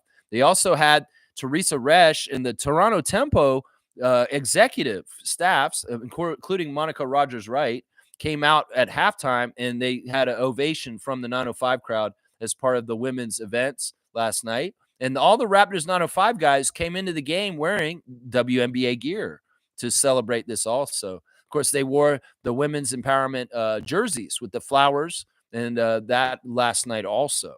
So that was pretty good, good game for that. And, of course, tonight they're going to do it for the Raptors game. The second star for the 905 loss is Charlie Brown Jr. And, man, I really like Charlie Brown now. I didn't like him at the beginning of the year. He was one of the two players that I absolutely detested on this team. But you know what? There was a play last night where they were on a breakaway, two-on-one break, and it was Charlie and Eugene. And Charlie Brown had every right and could have gone up and dunked it himself, but he dished it to Eugene instead and let him get the layup. The unselfishness that's been shown by Charlie Brown Jr. recently is off the charts, and I appreciate you for this. When you first came in at the beginning of the season, you were so selfish. You would not pass it to anyone, and you really come around on a long journey this season, Charlie Brown Jr., and I'm proud of you, man. I'm proud of you. Your interview after the game, you explicitly stated this stuff that I'm talking about right now, that you're trying to set up your teammates and make them successful. And, dude, that selflessness is noted by the Raptors Freak. And I'm just going to say this right now, Charlie Brown Jr., you're doing things right with your life. In some ways, you may have not been bouncing around from the Sixers and all kinds of different organizations in the years past, but you're starting to figure it out right now. There may have been some maturation this season on the Raptors 905, and I appreciate you for it. Charlie, in 42 minutes, was 10 of 18. That's very good shooting. 2 of 9 from 3, 2 of 2 at the free throw line, 6 rebounds, 8 assists, 5 steals, 2 fouls, and 26 points in 42 minutes. I love the stat stuffing. And the one thing that's very cool about Charlie Brown is he gets so many steals. He's just really good at being a ball hawk. He sees the ball coming up the court. Somebody's going to pass it kind of half-assed, and he's running and getting it and taking it out of the air and running back the other way with it. So, Charlie Brown, keep doing the good work, man. I'm really, really proud of you. I can't say the same thing about Kennedy Chandler. You two were the guys that I did not like at the beginning of the season. I still don't like Kennedy Chandler, but I do like you now, Charlie Brown, just so you know. You're amazing, dude. Keep doing what you're doing lately. You're going to get back in the NBA. Watch, because that's the way to do it. My third star of the game is the other Canadian, Quincy Guerriere. Quincy started the game last night, and he had 4 of 6 shooting in 34 minutes, 2 of 4 from 3, 3 of 3 at the free throw line, 4 rebounds, 3 assists, 3 turnovers, 16 points for Quincy, a +4. Yeah, he was in there fighting and trying to do stuff around the basket. Tyler Perry started the game last night. Timbit is what they call him. Timbit. 4 for 6 from the field, 3 of 5 from 3. That's one thing Tyler Perry can do. He can hit some threes. He's a very good three-point shooter. 3 for 3 from free throws, 3 rebounds, 1 assist, 1 steal, 1 block. He even got a block. Oh, Timbit got a block. 15 points for Tyler in 29 minutes. Evan Gilliard, 4 of 8 from the field, 2 of 5 from 3. He made his only free throw. 4 rebounds, 9 assists, 2 steals, 3 turnovers, a +5 with 11 points. Off the bench, Tyreek Key is just – he had a better game, actually, than recently, but he has just not been as good anymore. 4 of 10 from the field, 2 of 4 from 3, 1 of 2 at the free throw line, 3 rebounds, 4 assists, 1 turnover, -13 with 12 points. Loudon Love only came in for 2 minutes. That's right. We got a new player on the 905 yesterday afternoon named Loudon Love. He's 26 years old. He's 6'7" or something, or 6'9". He's very short, but he's a center because he's 260 pounds. So he's kind of like a Chuck Hayes center. And he barely played out there. I guess he hasn't learned enough of the system to be played that much. Him and Lacey are not ready to play for them. And Andrew Jones not playing them that much. There's a lot of heavy minutes played by the other 7 Raptors 905 that are available, because the 2 guys that just showed up, they're not taken to the system very easily or quickly. And Loudon just showed up yesterday. So that's very, that makes sense. But Lacey's been around the team for about 10 days now. He should be doing better with them. Seriously. 0 for 2 for Lacey James in 11 minutes, 0 points, 4 rebounds, 2 blocks, 2 turnovers, and he fouled out. In 11 minutes, Lacey James fouled out with 6 fouls. Isn't that crazy? Kennedy Chandler off the bench, 1 for 9, 1 of 4 from 3, 2 of 4 from free throw, 3 rebounds, 4 assists, 2 steals, 2 turnovers, a -18, the worst on the team with 8 points. Kenny Chandler ain't trying anymore at this point. I really do feel like that. I want to see more Loudon Love. Seriously, that's such a cool name too. Loudon Love. Of course, he came from Cleveland Charge just before this, Loudon Love. And also, just so y'all know, Loudon Love was a teammate of Omari Moore on the Niagara River Lions last year in the CBL. So Loudon Love is a CBL player that's on the 905 right now. Of course, he is American, though, but he has played in the Canadian Elite Basketball League, just so you know. On the other side, we're going to give some love to former 905 player Kevon Harris, who came out and dropped 35 on us on the winning team. It's 9 of 16 for Kevon, 0 for 3 from 3, 10 of 11 at the free throw line, 4 rebounds, 1 assist, 1 steal, 2 turnovers, a +9 for Kevon Harris. And also Jurisic off the bench, Nikola Jurisic, 9 of 17 with 24 points in 35 minutes with 8 assists, but he did have 7 turnovers. But yes, College Park was beating our ass pretty much the whole entire game. There was like a 20-point lead at one point. And, well, the Raptors 905 made up for a lot of stuff by late. Like, they played really well early. And then, the College Park just came back and beat us. In some ways, I don't blame things, because really Andrew Jones has not a lot to work with. He has 7 players that are actually good to play out of 9. And then, they're not even the best players. They're like Tyler Perry, Tyreek Key, Kennedy Chandler. They're not getting Jared Rhoden. They're not getting Jonathan Mobo. They're not even getting Jamison Battle or any of that right now. They didn't even have Colin Castleton last night. So in some ways, Andrew Jones trying to do what he can, and it's tough because 905's in a bad place. So there's your reaction to the Raptors 905 loss to Skyhawks last night. A sweep for College Park, 2 games in a row here in Mississauga. Raptors 905 have now lost 8 games in a row. They got to stop the bleeding. They really, really do. Yeah, they really, really, really do. Let's see. Stargate saying it never rains in Southern California. Tony. Yeah, that song. Yeah. Name was saying Darko may already be a top 5 coach in the league, statistically, most likely. I don't know if statistically he is, but vibes he is. Yeah, I've never seen the Raptors so connected, so happy, and so together.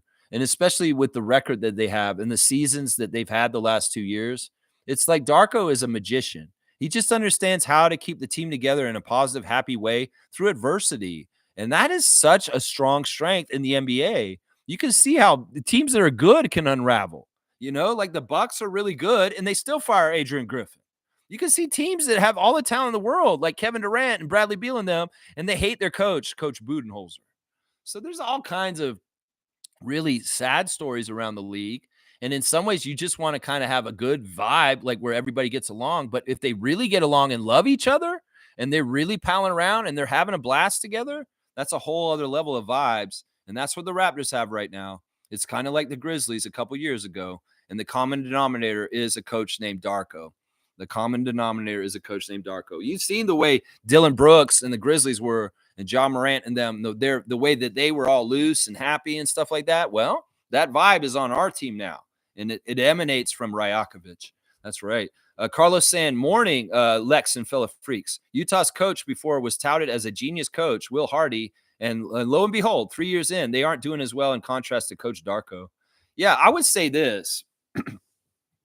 Darko and Will Hardy have about the same kind of setup right now, honestly. In some ways, this is a pretty even battle. You have Kessler, you have this, but in some ways, look, Hardy is not getting the excellence out of the Jazz players to play at a certain level where they respect the ball, to not turn it over. These guys were very casual and very careless.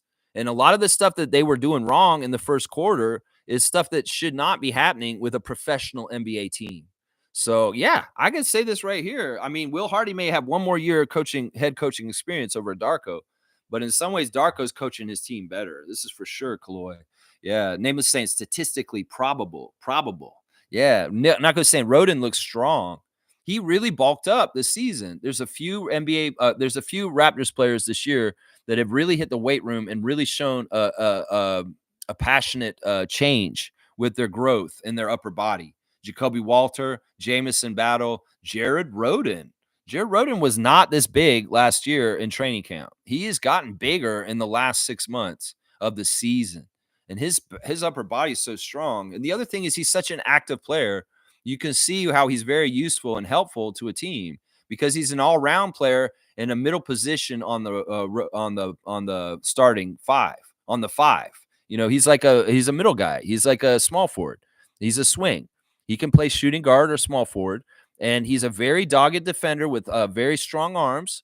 And also, he can score. He's a good three-point shooter. He can also rebound. He can also pass. He's an all-round player. And in some ways, he's been very good for the Raptors in the recent games recently, for sure. For sure. Wayne's saying two things. NBA wants either Lakers versus Boston or against Cavaliers. Good storylines on both. Darko has to save Jamal Shed from himself. He's not a shooting guard. Missing 3 shots, chill and pass.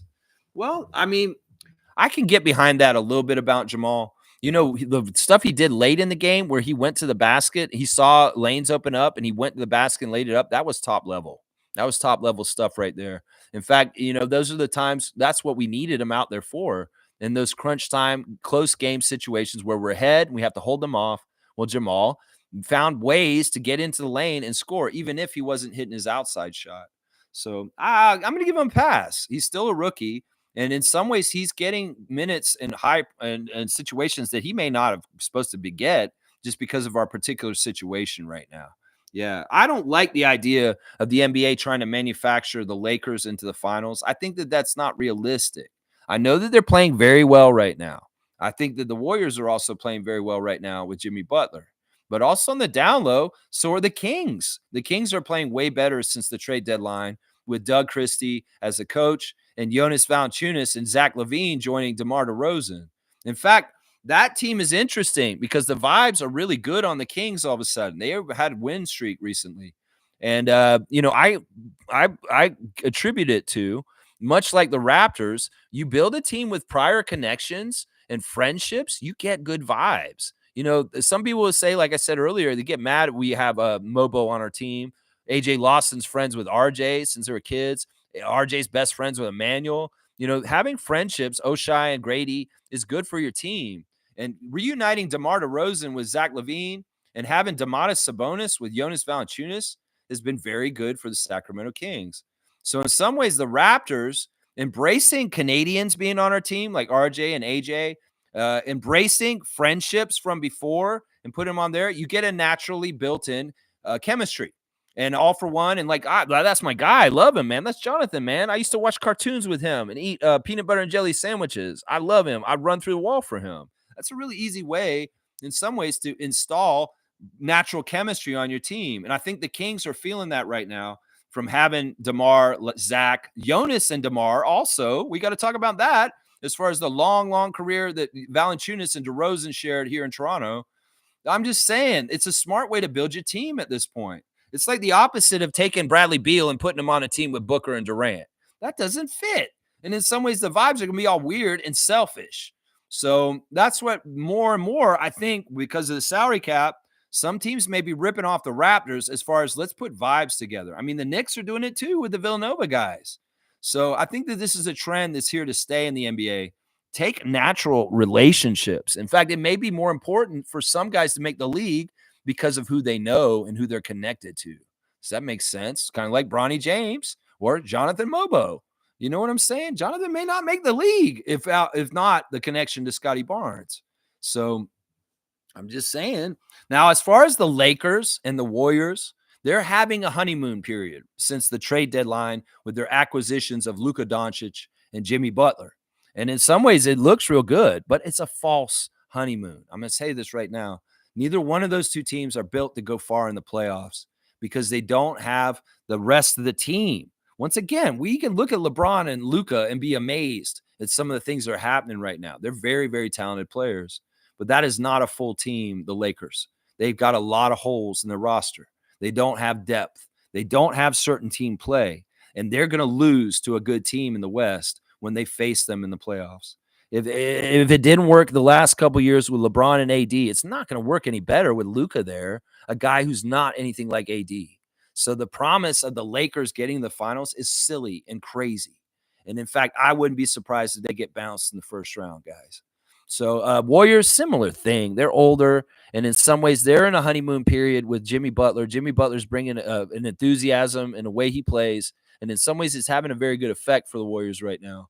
But I don't think it has legs in the playoffs. Once again, the real playoff teams, they're going to kick ass. Sure, it's the Celtics and the Cavs.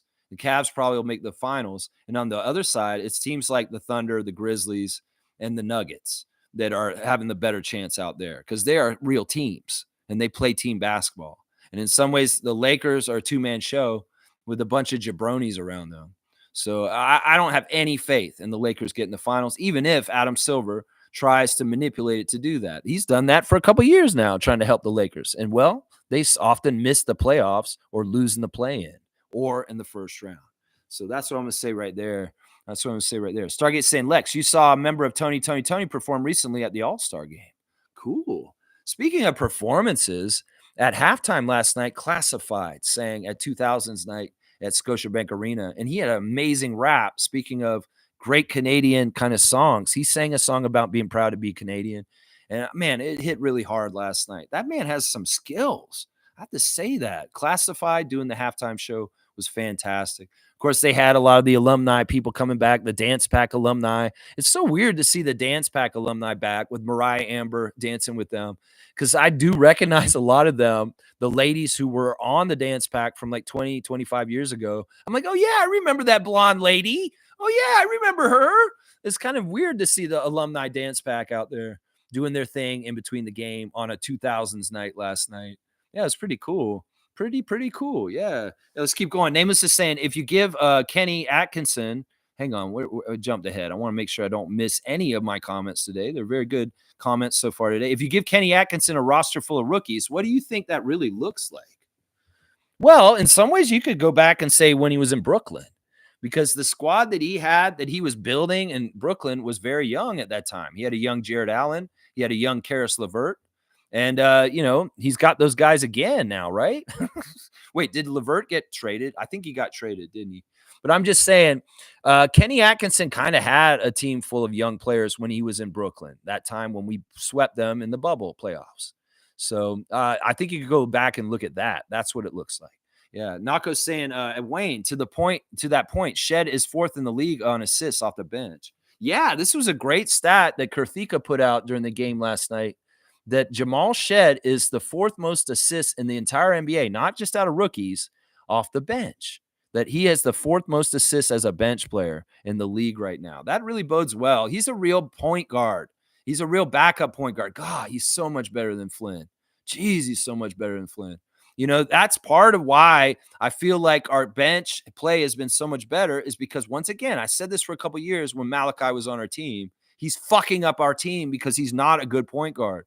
And in some ways, you can see the difference with Shed out there organizing things and making guys get involved and being more capable with leading the team. Shed's done a great job. And, man, it's so fun to hear these guys communicate on the court. And especially because, like, Scott's a young player, right? He's not that old. but he really is a vet on this squad. Like, he's the leader and captain. And I love, because Scotty loves being the boss. He loves being the leader. I'm sorry. That's just his personality. He was that way on Twitch when he played 2K. He was very strict and tough on his teammates and winning the video game. Well, he's that way in real life. And he's probably reveling in it because he's got young guns, guys like Jacoby and Grady and Jamal around him that really do care about getting after it. And in some ways, he sees their success as a part of his success of being a leader. And that's just true. It's not egotistical or anything, but in some ways, that's the givingness of Scotty Barnes, is that he wants to be a leader on a young team. And well, seeing these guys do what they do, he loves Jacoby. You saw how he lifted up Jacoby after he made that shot the other night. He loves guys like AJ Lawson and Jared Rhoden because they play with the intensity and to get after it like he does. And in some ways, if there were guys that were coming on our team that weren't playing like that, he wouldn't like them. And he'd do quality control their asses. I'm telling you right now. So in some ways, the success of our backups and our younger guys, our rookies and our two ways is something that Scotty's beaming with pride about because he, in some ways, is helping to lead them. Him and IQ last night were the two main leaders for the team. And they did a really good job keeping them organized, a young team, much more organized than the Jazz were. That's for sure. Much more organized. Yeah. Yeah, let's keep going. Name is saying, we saw when Monty Williams inherited a roster full of rookies. What happened? You know, this is why what Darko's building is really smart, and he's done it in waves and a process. And like he said last night in the post-game interview, the first year was really setting up the culture, setting up the way we're going to do things, the rules, the standards, the way the team is going to have to be is, well, this is what I expect. And if you don't do it, the guy who's next to you on the bench is going to be out there taking you minutes. And that's part of the reason why the Raptors have had a consistent effort on energy, on defense, and just getting after people. And it gets infectious. That's the thing. It can go both ways. You can have a team with Kevin Durant who's nonchalant and pissed off at Coach Bud and not trying. Well, that rubs off on the other guys, and a whole bunch of them just stop trying. Well, you have the opposite. You have the coach egging them on and saying, look, you need to be like Scotty. Look at Scotty. He's our franchise face. Look at him clapping. Look at him getting on them full court press. That's what I want from you guys. And that's what I'm saying. It can go and spread just like a virus either way.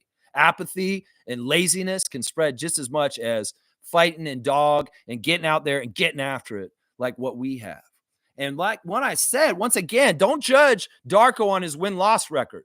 Judge him on the energy that is expended night in, night out by the Raptors roster. Every single time they take the court, I can count maybe on one hand the amount of games I've seen the Raptors come out and give a piss poor effort that I was disappointed in them as far as energy and getting after it in the last 2 years of Darko coaching us. That's all of those games, and a lot of them were losses. We maybe lost these games, but they damn for sure played their ass off even though they lost. That's for sure. There was a game or two around Christmas where I was like, yeah, that's not it. That's not it this season. But like I said, there may be less than 5 games in the 2 years of Darko coaching our team where I can say that the Raptors did not give a good effort on the court. That's a good coach. Forget about the win-loss. Look at how he gets them to work hard. That's what I'm saying right there. That's right. That's right.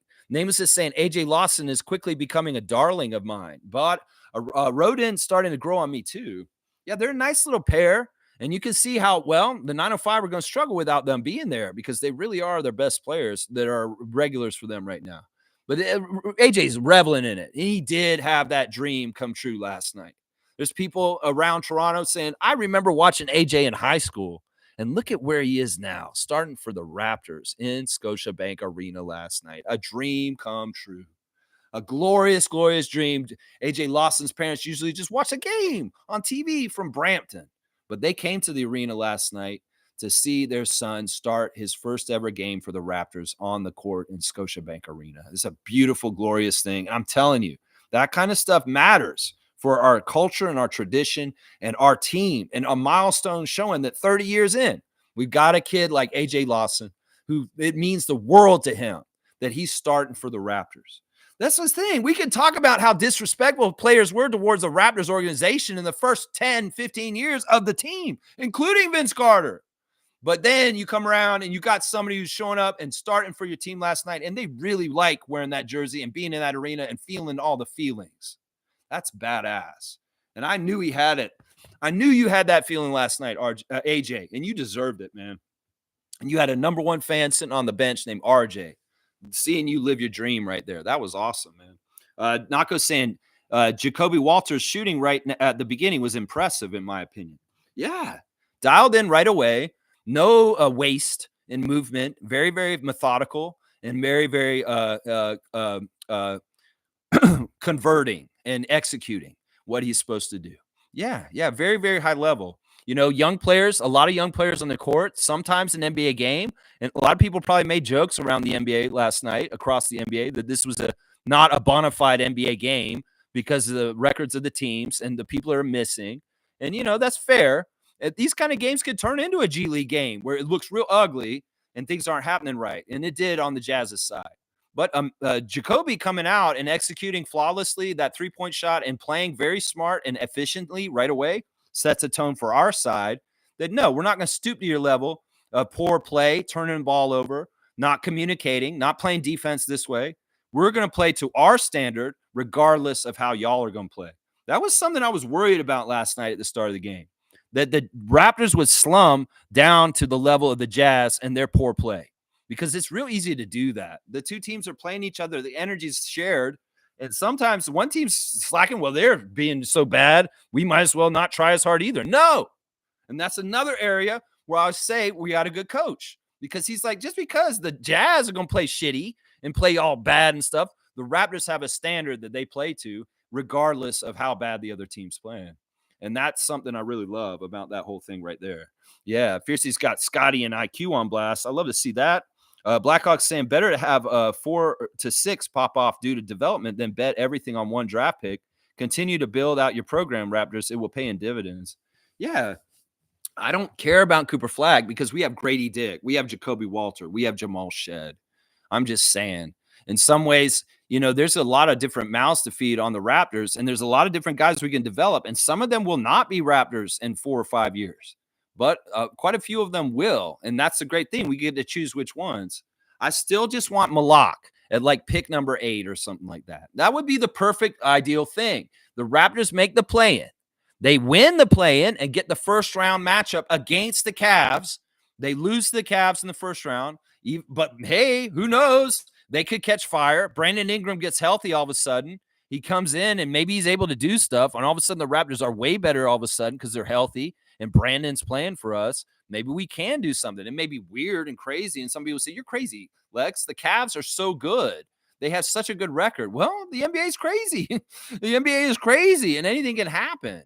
And that's what I'm saying. I would love to make the first round of the playoffs, get through the play-in. I think getting through the play-in may be enough of a victory right there. The Raptors may be the last team in the play-in. They win their first play-in match and they lose their second play-in match. That's still kind of a victory, right? Some people say, play-in for what, Lex? Well, Atlanta played in and they still got the first-round pick last year. So I don't understand. Yeah, you can have your cake and eat it too, Josh Lundberg. You can. And you know what? We picked better at first if we did get the same scenario as the Atlanta Hawks last year. Oh, yeah, we would. And yeah, it would be Cooper probably. But, yeah, I'm just saying I'm all about that plan. And if we pick at 7 or 8 or 9th and we hopefully can get a big man like Fierce or Queen or Common, there's nothing wrong with any of that. This is all really good. Really, really good. Really, really good. Yeah. Nameless saying, I know what's going to happen to Castleton. That brother is gone.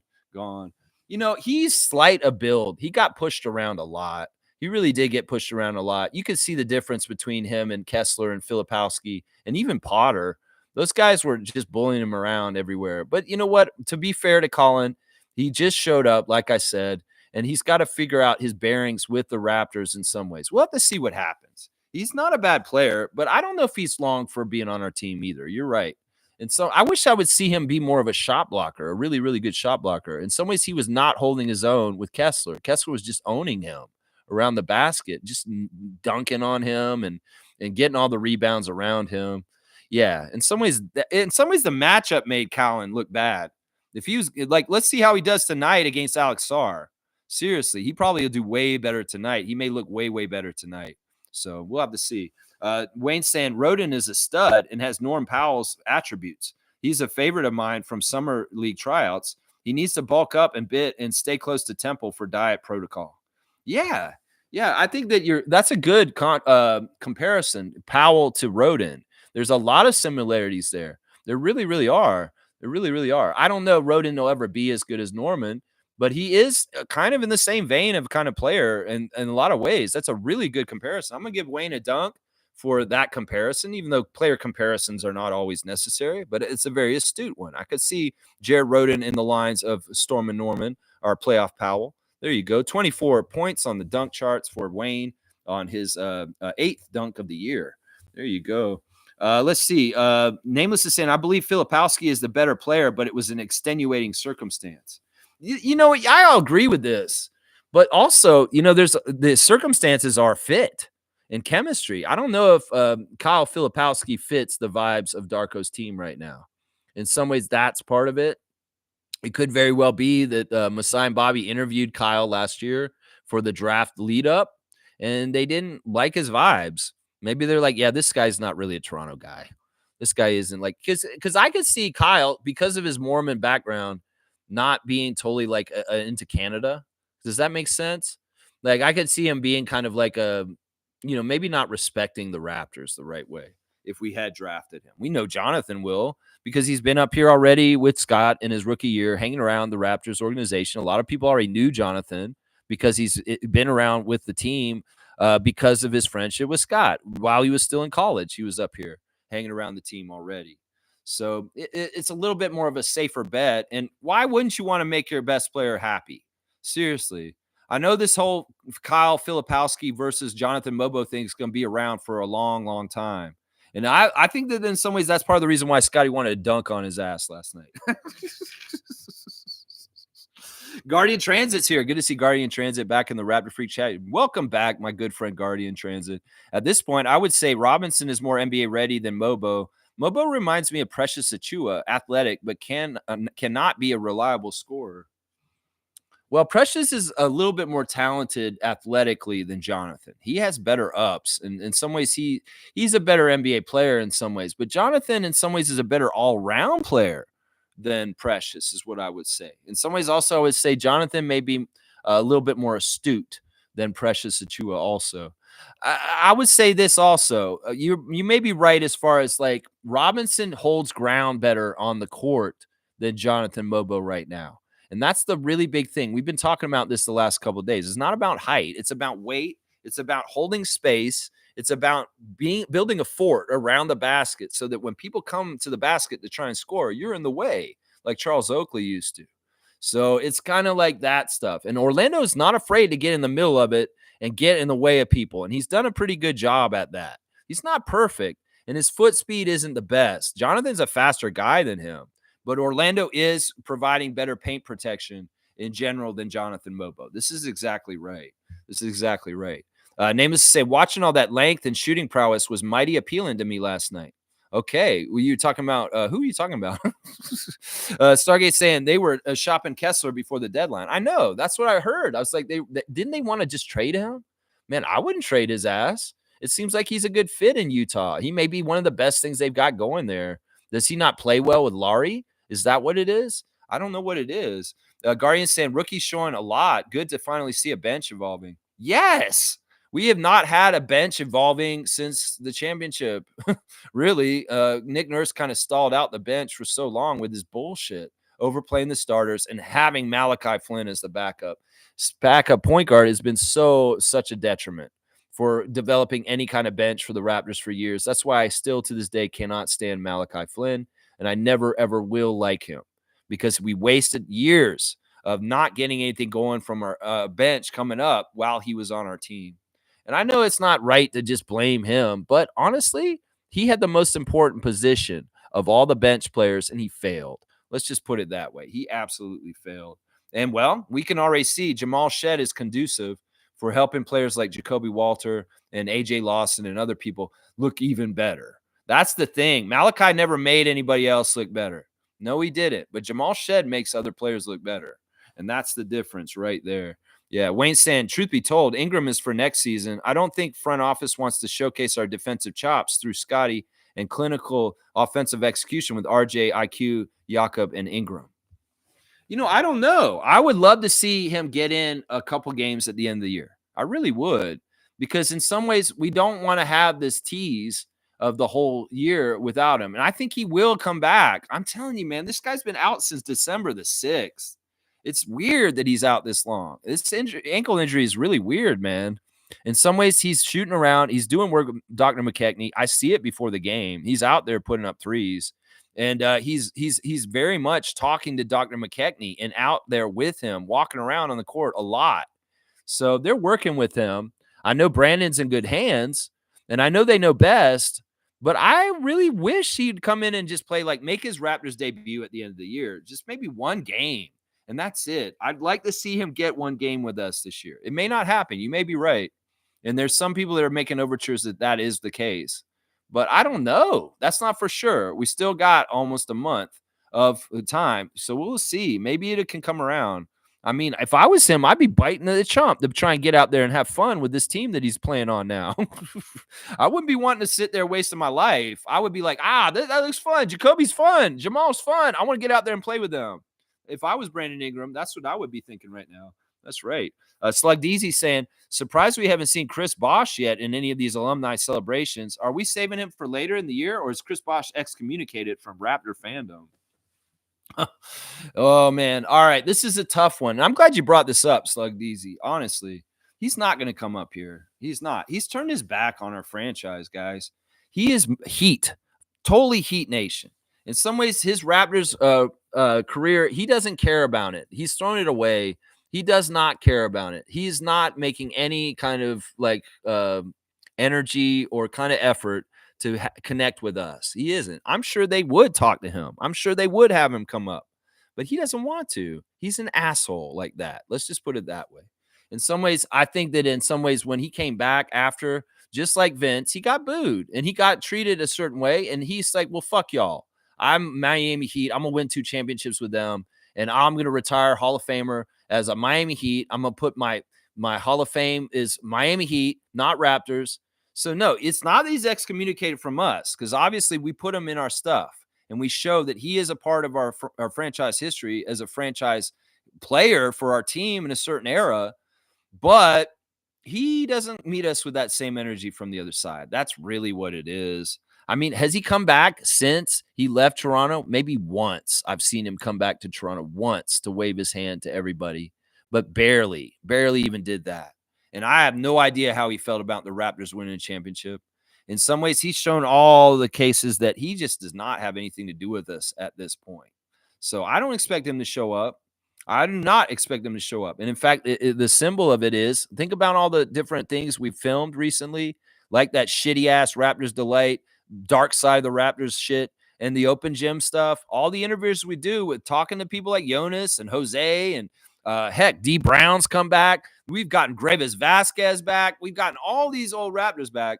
Have you ever seen Chris Bosh in an interview talking about his Raptors career since and any of that stuff? No, you have not. In some ways, I was worried that he would be more like Tracy or Vince. Well, Vince has healed things. He's coming back and embracing things. Chris has been out of the league longer than Vince, and he's had more time to come and heal this shit. But he'd much rather go to a Goran Dragic retirement game in Serbia than come to Toronto's Scotiabank Arena and wave to the Raptors fans. Think about it that way. In some ways, he's with Dragic, and that'll tell you all you need to know. That'll tell you all you need to know right there. He's not excommunicated. I'm sure there's a lot of Raptors fans who still very much love him. I don't value him as much as everything. In some ways, I know who he is. He was in that category with Vince. He was in that category with Tracy. Well, Vince and Tracy have done good relations. They're coming back around. They're part owners of the Bills. Tracy McGrady's in a commercial with Grady Dick. You know, those kind of things go a long way. Vince is calling games for us now. You know, those go a long way. Chris Bosh has not made any effort. No effort whatsoever. And that's exactly it right there, Slug Easy. Yeah, and I don't expect him to either. I don't think he ever will, honestly. And it'll be sad. That man's 4 should never be in the Raptors. We know which 4 is going to go up there eventually. It won't be Bosh on that, the name on that jersey. No, it won't. Even though the crazy thing is, Chris Bosh is a franchise leader in the top 5 in a lot of categories for our team. He really, really is. I mean, they showed the graphic last night. He's the all-time leader in blocks for our franchise in the history of our team. during the game last night that Chris Bosh, number one, has the most blocks in the history of the Toronto Raptors. So Andrew's here. Good to see Andrew Polander back in the chat. Good to see you back, man. Jazz really had 40 turnovers and wanted to miss even more free throws. I know. This garbage play, bad team. And that's why I wouldn't have respected ourselves if we lost to them last night. Seriously, I wouldn't have respected our team for that. There was that moment where it seemed like Darko was going to not play IQ and Scotty for the whole fourth quarter. And I was like, are they going to get back in the game? And thank God they did go back in the game because there was a little bit of threat that the Jazz could come back and steal the game right at the end. But, man, I'm so happy that they won because, honestly, that's a bad team. We do not need to be practicing losing to bad teams right now. And we're going to be playing a lot of bad teams right now, including the one tonight with the Wizards. That's right. Trevor's saying those outfits on the Raptors starting five remind me of the Jackson 5.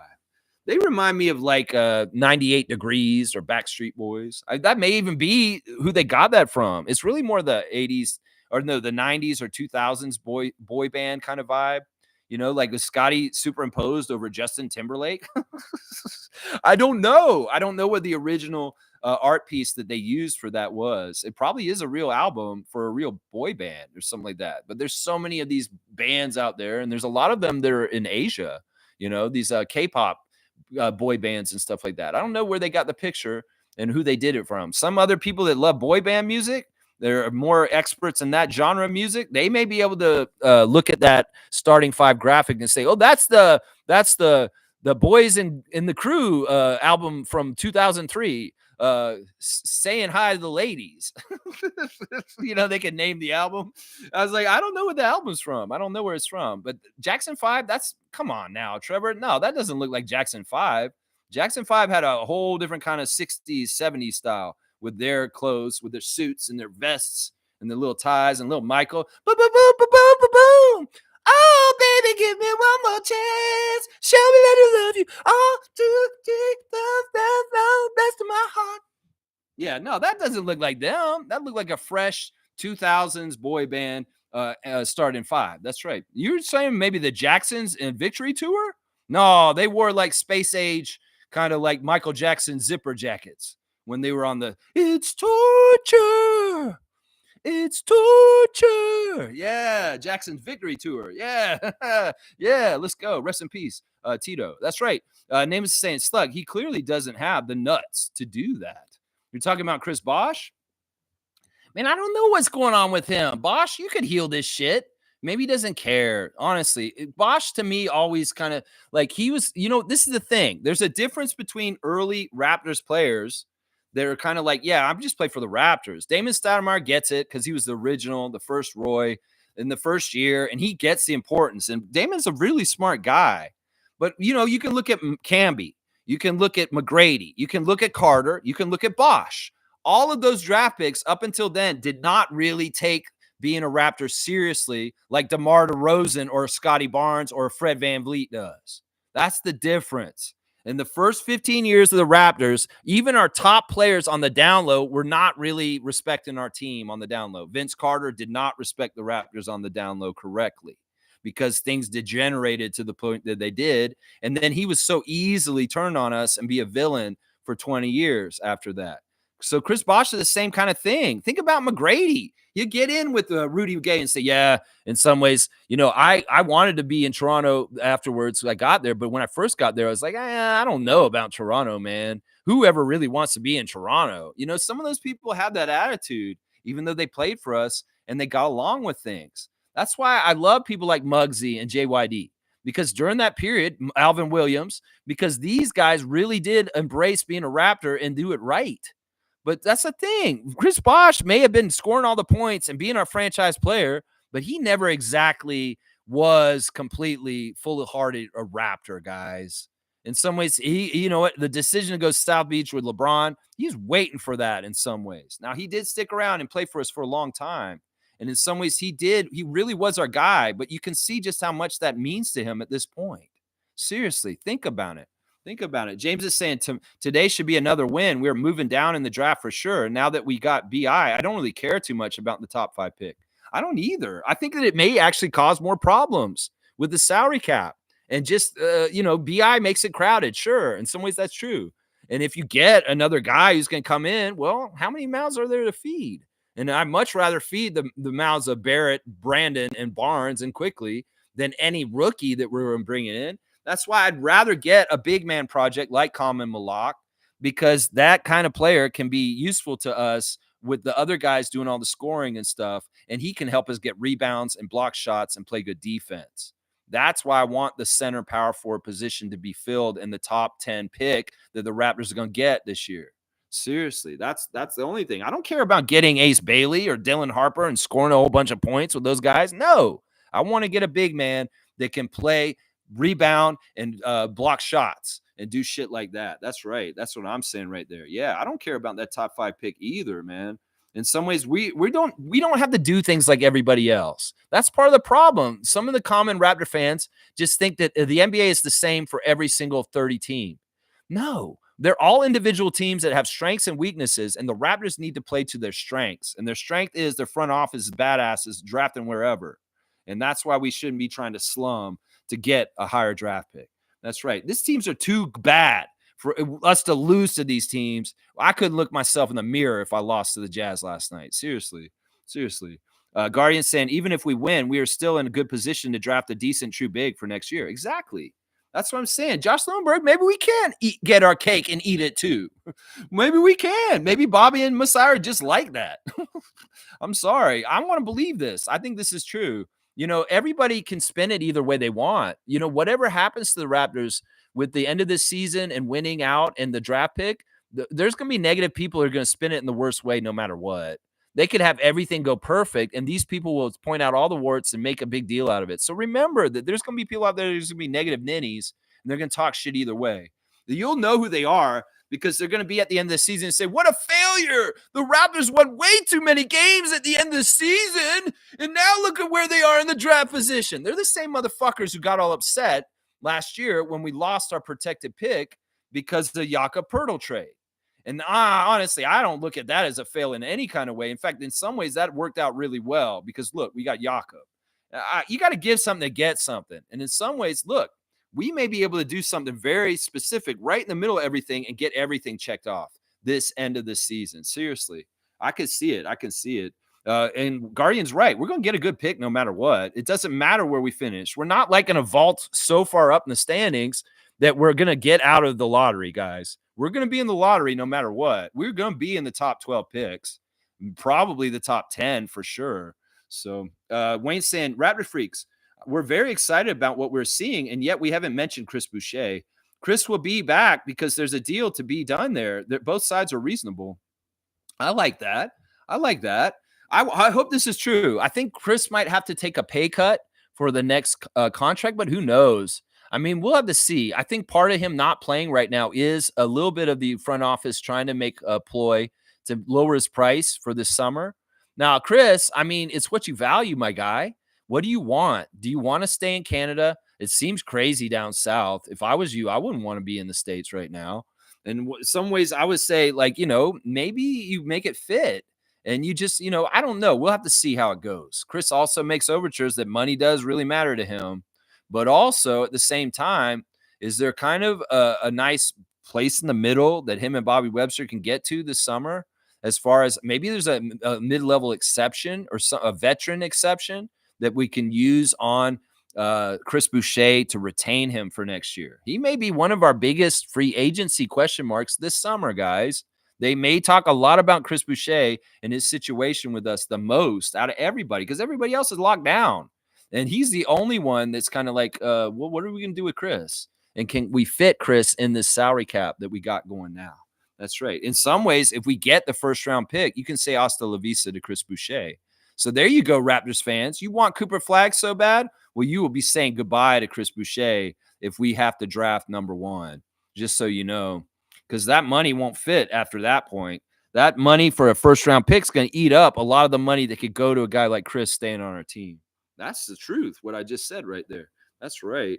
That is right.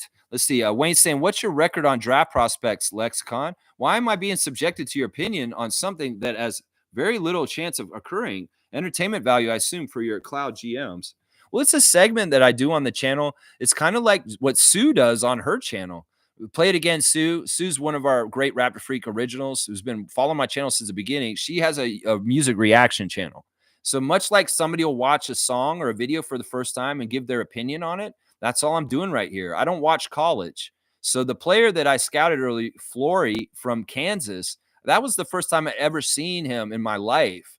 So basically, it's me showing my scouting skills and me looking at a player for the first time and kind of going over my first impression with them. I've done this the last couple years. Last year I did it too.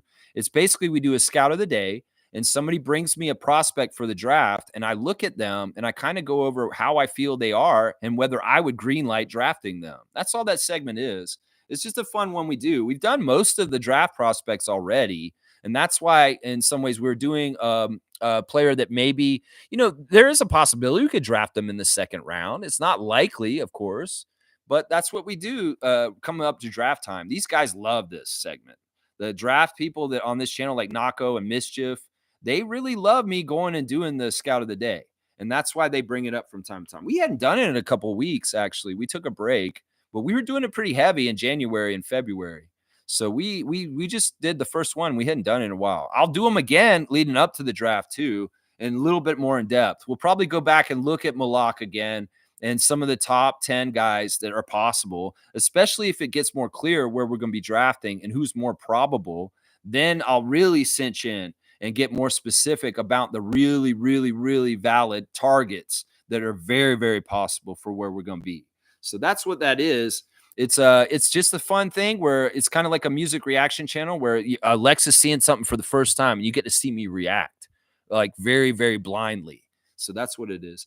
Guardian saying, if we're taking a big second round, I'm looking at Ryan Kalkbrenner, projected 40 at 7'1", 250 pounds. Yeah, those are good stats for size and weight. That's right. Ryan plays like Zach Edey. Okay. I can't hate that. I think we did look at him earlier in January. But you know what? When we get into playoffs and when the Raptors are done and we don't have games going on for me to cover, like react and preview, we'll be doing more attention on the draft prospects at that point, even more so intensified, just so y'all know. I'll come back and look at Ryan then again. I do think I remember looking at him, though. I'm pretty sure Nako brought him up at one point. I'm pretty sure. All right, let's see where we're at. Wayne's saying it's not just Darko, it's the entire coaching crew. Our players' enthusiasm for the game with our record is just remarkable. Honestly, NBA truth tellers recognize Raptors fundamentals are good. Yeah, these are the building blocks that are going to get us to a higher place in the standings and more winning. In some ways, you got to have all this stuff to be conducive to win better. And in some ways, look, we aren't the most talented team in the league. We aren't the this or that, but we are one of the hardest working teams. And we're going to use everything that we can build into our identity and culture to be conducive to getting to the highest levels. And like I said, these guys are talking about championships in the next couple of years. They're not talking about just becoming a playoff team. Scotty, RJ, Darko, Emmanuel, these guys want to be champions, and they want to be Toronto Raptors champions. That's what I'm saying. Wayne's saying Lakers lack depth, but they have been winning and beating good teams on the road. Plus, they have the referees. Not a fan, but Lakers are a factor. Let's review after our West Coast encounter. Yeah, we're not playing them on this West Coast trip. We've already played the Lakers. We played them all the games in November right away. Within the first 2 weeks of the season, we got the Lakers off our schedule. We will be playing the Warriors, though. We'll go into Golden State and play them. That'll be interesting. That may be the toughest game we have left on the schedule, honestly, is the Warriors with Jimmy Butler. And there's a game against the Pistons that we still have this year. Those are the two best opponents we have for the rest of the year.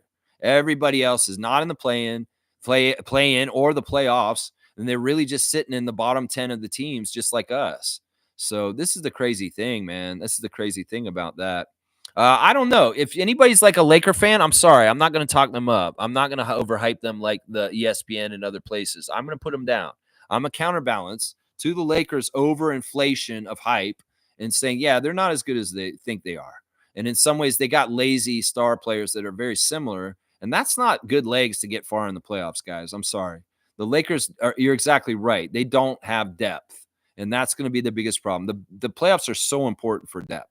So important for depth. And like I said, there's a honeymoon period right now. Luka's playing with LeBron. There's enthusiasm. There's joy. There's fun.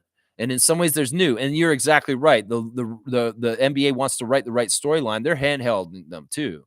They're hand-holding them, I'm sure, to a degree, with the refs manipulating things to help them have an enhanced record right now. I'm positive of that right now. Yeah, Wayne's saying, thanks for the point on Shed. That's my point. Pass the ball after missing three-pointers, chill and pass. His job is to facilitate, open shot, take it, but most of his attempts were low percentage. Well, Shed, this is an area that they've talked about all year that he needs to improve, and he has. When he first showed up at the beginning of the season, he was really bad at three, but then he had a good period in the middle, and he's shown that he's a capable three-point threat. The most important thing about Shed with that is he needs to be respected by the other team so that they have to come out and guard him. That keeps floor spacing right. And in some ways, if they know he's not a very good shooter, they won't. Well, this is the other thing. Darko has a philosophy. And who I don't agree with them taking threes is Orlando.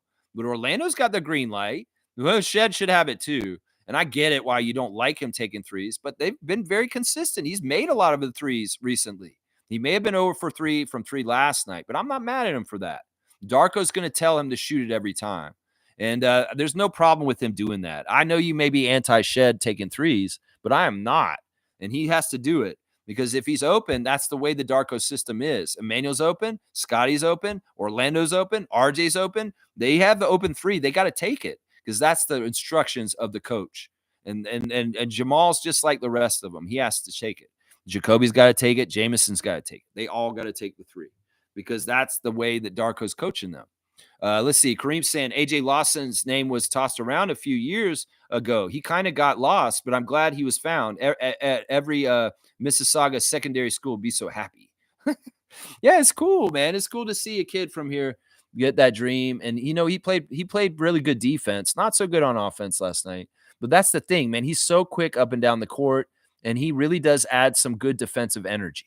For sure on that court. He really does. Tristan Trey's here. Let's see what Tristan's saying. Great Raptor freak, Tristan Trey. Instead of focusing on tanking, should focus on our players improving. Also, the people who said trade quickly, clowns. There you go. Tristan Trey, you're going to get a dunk for being here with us live today on the chat. I'm going to give Tristan a dunk real quick. Yeah, I agree with this because in some ways it's totally true. All right, Tristan, I don't know if you're actually on here right now. Tristan, you're not Tristan Phipps. You're totally different, Tristan. I know you are. Why is Tristan Trey not on here? I know Tristan is a long-time Raptor freak, and he should be on here. All right, you can get a dunk. This is your first dunk. All right, here we go. Boom goes the dynamite. Yeah, I'm totally agree with this. I forget about tanking or draft pick and all this narrative that everybody's been trying to say all year. Forget about all that shit. And everybody's still holding on to it.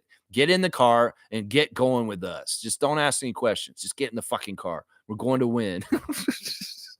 Stop being clowns. Like Tristan Trey is saying here. That's right. And who are saying trade quickly after a game like last night? I say, you still want him traded after what you saw last night? That's right. Nameless saying, I would not hate it if Toronto made the play-in. That experience is invaluable. Even if it's the play-in, we got to think about the last time Scotty was in the play-in. It was DR. And that was a horrible taste in his mouth. That was the wrong way to go out. We lost our coach. Fred VanVleet's gone after that. All kinds of shit happened after the horrible playing game against the Bulls with DeMar DeRozan and DeMar DeRozan. Man, that was such a crazy thing. DeMar's revenge, really, for traded for a Kawhi. That's really what that was. And I said that after that playing game. I was like, you know what? We're even now, DeRozan family. We are even now. Masai may have traded you, and he didn't want to, but he had to.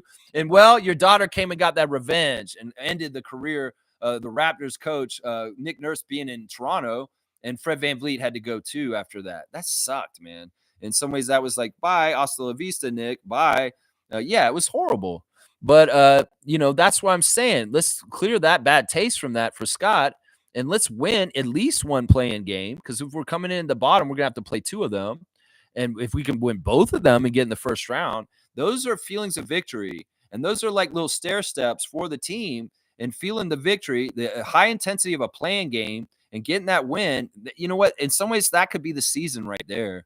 It's not like we're going to be championship contenders, but you win a play-in game. That's some good celebration. Ask the Minnesota Timberwolves. I'm just saying, because like in some ways, Pat Bev can act like he won the championship when he won a play-in game. The Raptors can feel that too as young players that are building the stair steps up to a Larry O'Brien. And that's why I like it. That little taste of success and victory in a little one game, do or die game, that can go a long way. I'm just saying that can go a long way. Kareem saying Toronto is cold, but our culture is in the locker room is filled with warmth. DeRozan, Lowry, Open Gym, and itself recreated the vibes of family as a Raptor. Open Gym has been really fucking good. Totally true. Absolutely true. This All-Star episode this week is top notch. The stuff with Kyle and DeMar, the episode before, top notch. The thing that we're seeing is there's these glorious clips with Cabby and Scotty and old alumni like JYD and Muggsy. And there's a real culture. There's a real thing getting built here. You know, there's something called Celtic pride. And there's so many names of great Celtics over the years that people just cherish and honor and love, like Havlicek and Sam Jones, Larry Bird, Casey Jones, Bill Russell, Bob Cousy. You know, we got to start somewhere 30 years in and building a culture and having alumni that really do embrace being here. In fact, let's go do the Instagram stories real quick on this note, because I want to start with an alumni named Charles Oakley. And Charles Oakley had made a visit to the Raptor Kitchen recently. I don't know if y'all knew this, but Hellman's Mayonnaise, which is Canadian mayonnaise, by the way. If you buy Hellman's, you're buying Canadian, is made an ad campaign with the Raptors, with the Raptor specifically, number 95, our good friend Raptor, the mascot. And he's doing cooking shows. He's done a couple episodes already. He did one with Nab Bhatia. He did one with Kayla Gray. And, well, he's done one with Charles Oakley. And it came out yesterday. And it's hilarious. If you guys want something funny to watch, go look at Charles Oakley and the Raptor on Hellman's YouTube channel. And it's like a 5-minute clip. And the Raptors cooking some beef shank or something like that. And they're talking about braising it. It's a little bit like informative, but it's also kind of really funny too. Charles Oakley's like, you know, being real funny. He's like, put more on there, put more. And it's like Chipotle mayo. He's like, put more on there, Raptor. He's like, he's squirting on there. And then the Raptor gets out a t-shirt gun. He gets out a t-shirt gun and he's like waving around the house. And Charles Oakley says to him, hey, I wouldn't do that with that in here. It's so funny. It's one of the funniest things I ever seen. Charles Oakley doing comedy with the Raptor in Raptor Kitchen. And then the Raptor shoots the t-shirt gun by accident. It's got like mayonnaise in it.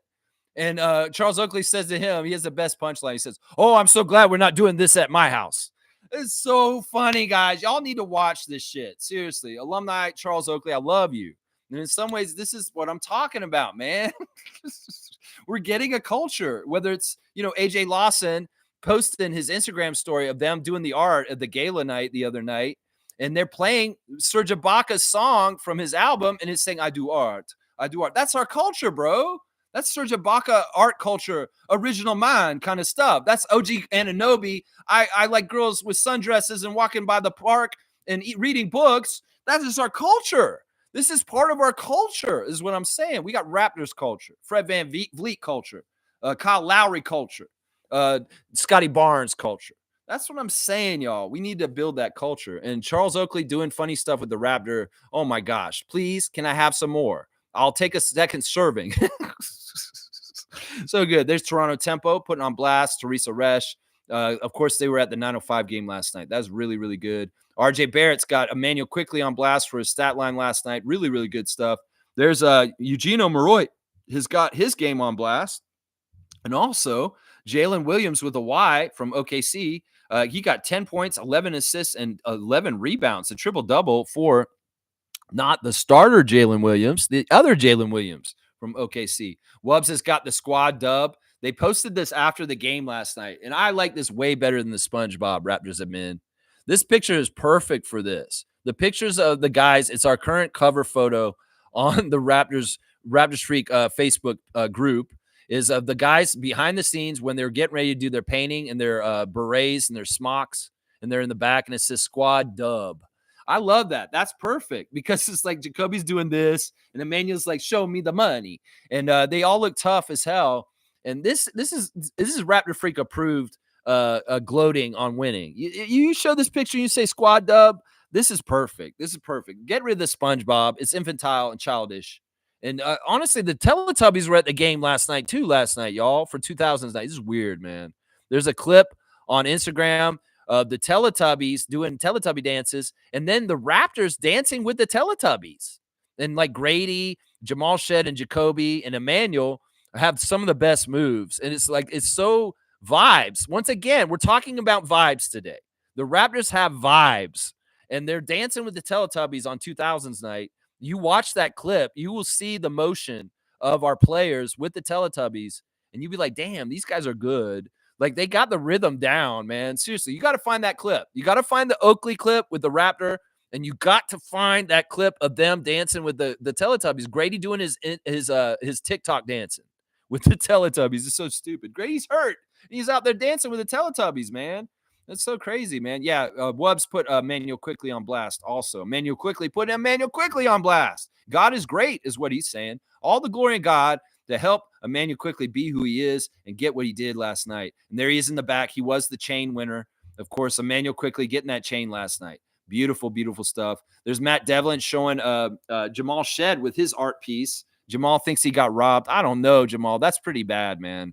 That is really, really bad. You think you won that art contest? Bro, that's horrible, man. That's horrible. That looks like a third grader art. Come on now. What are you doing, man? Alvin Williams wearing the nice red suit yesterday. That's right. And Alvin was shooting shots before the game last night, apparently. He bombed a three right at the beginning of the game, right before the game. He took a three. You know, him and Vince were taking shots a couple games ago when Vince was around. And, well, Alvin wanted to prove he could still hit that three. Alvin's so funny, man. Like, he is a little awkward at times because he gets a little in his feelings, and he's kind of a hater sometimes. He's like, when they were talking about the championship with Jose last night, and Jose's talking about, I was so happy for the Raptors when they won the championship in 2019. Even though I wasn't on the team, I felt it as a Raptor in the culture. That's what I'm talking about, the culture, the alumni.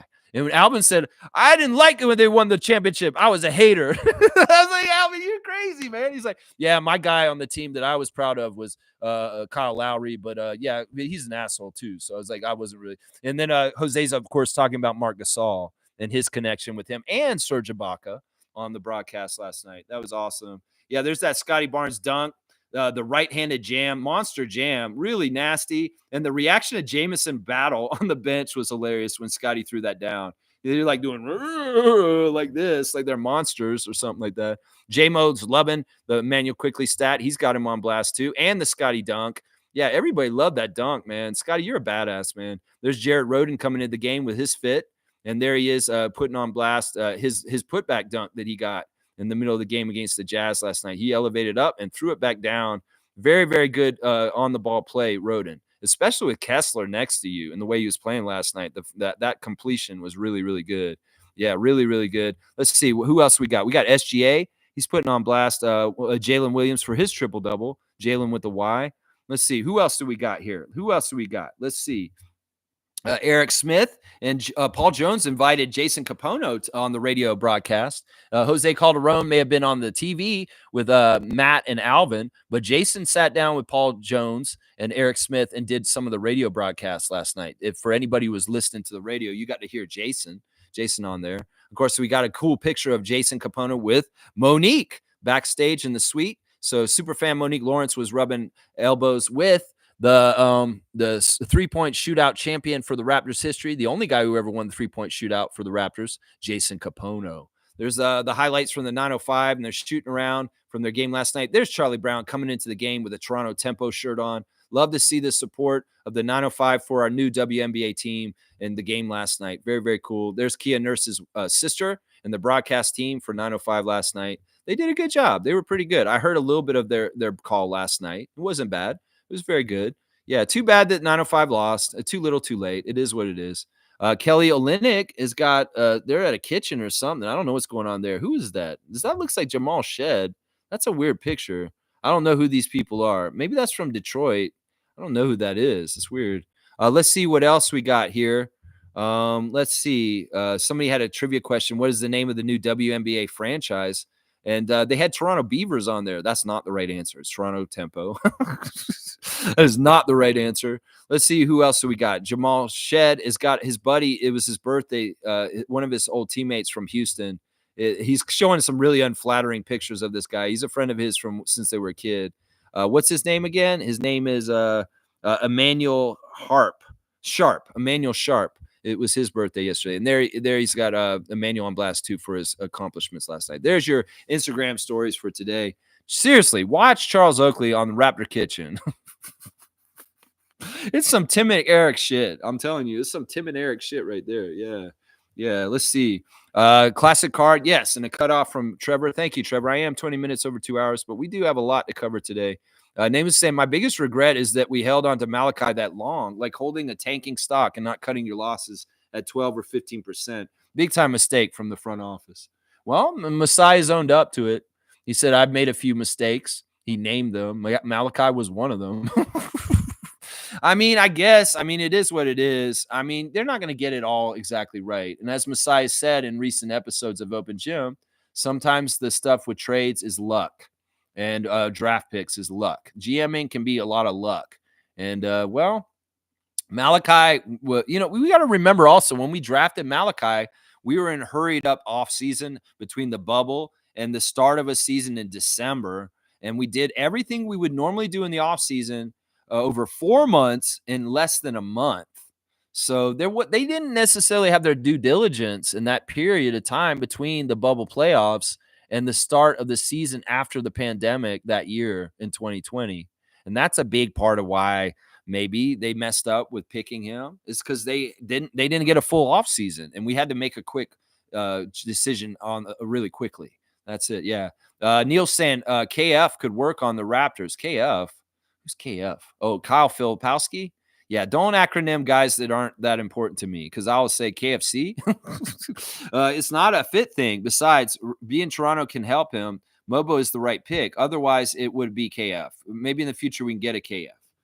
I'm not woulda, coulda, shoulda anything. We made the decision at that time in the juncture of the road, and we made the right decision. I'm not going to second guess picking Jonathan Mobo first in the second round over Kyle Filipowski. I'm just not going to.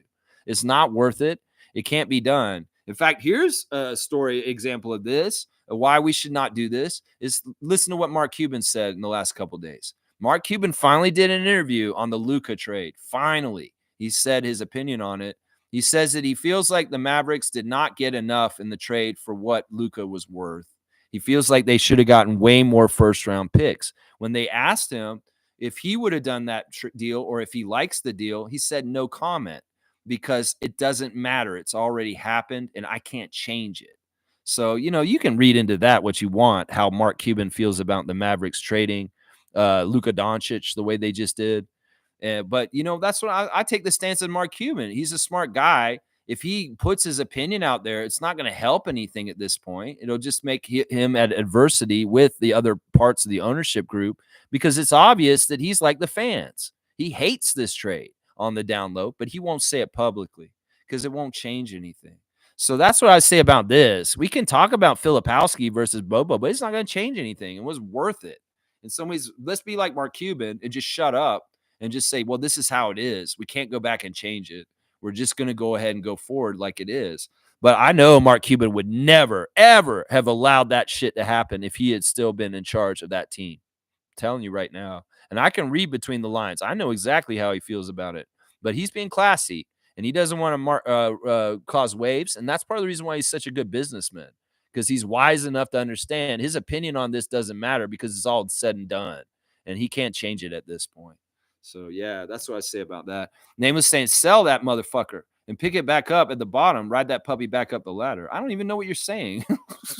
Nako's saying, keeping Malachi for as long as we did was worth it. We got to use Malachi's salary in the IQ RJ package.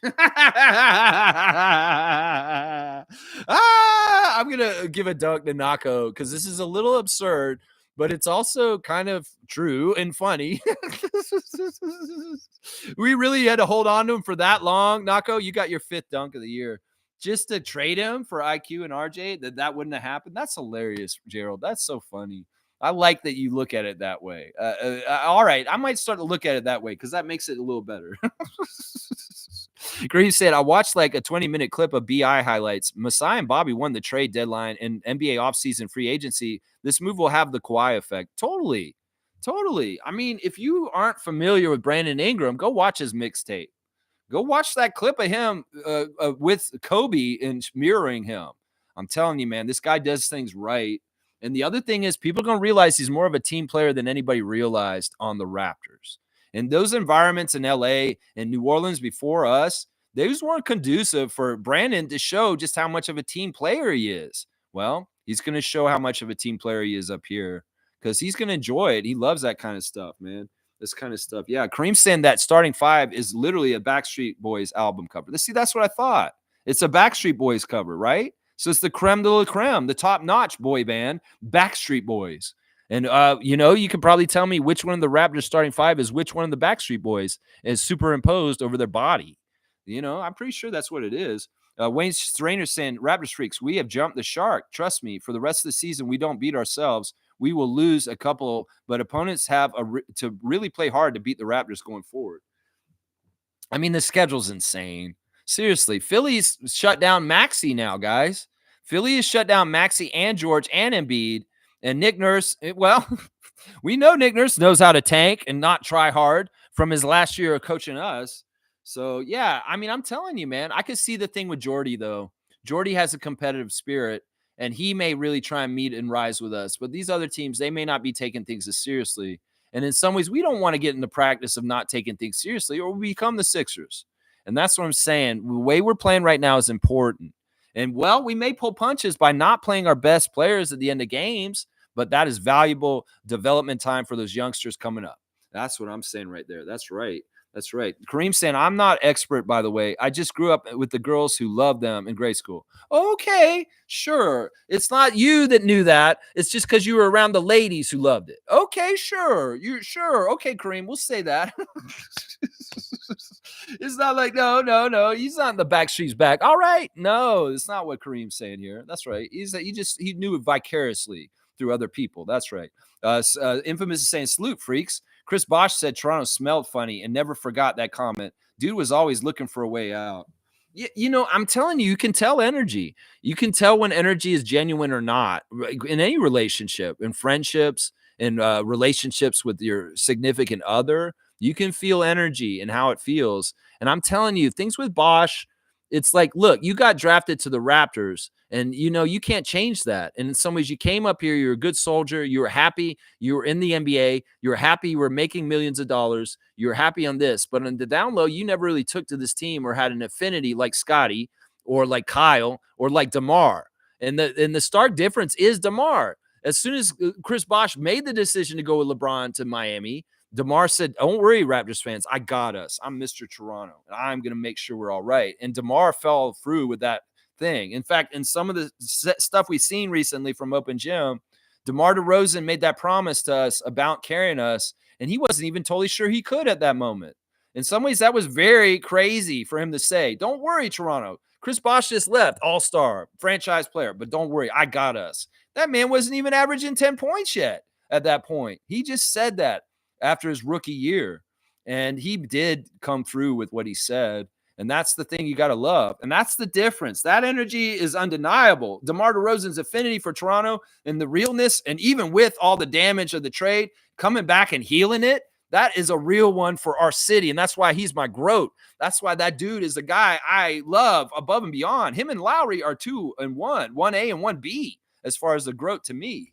And in some ways, that energy from DeMar, that energy from Fred, that energy from Pascal, that energy from Kyle, that is a different kind of energy than the energy that Vince and Chris showed to us when they were on our team. Vince was badass. Vince was crazy. Vince was talented. But Vince also sold us out and stabbed us in the back at some point, just like Chris did. And that's the difference. You can tell. You can tell which one's real and not. And that's why I can already tell Scotty's the real one for us. If Scotty ever stabs us in the back like Chris Bosh or Vince Carter at some point, I would be shocked. Seriously. I worried about this in the beginning when he first showed up. Another young player from the South, from an ACC school, just like Bosh and Carter. There's a lot of comparisons and things that are the same. But you know what? At this point with our franchise and our culture, Scotty gets it. And he loves it. He embraces it.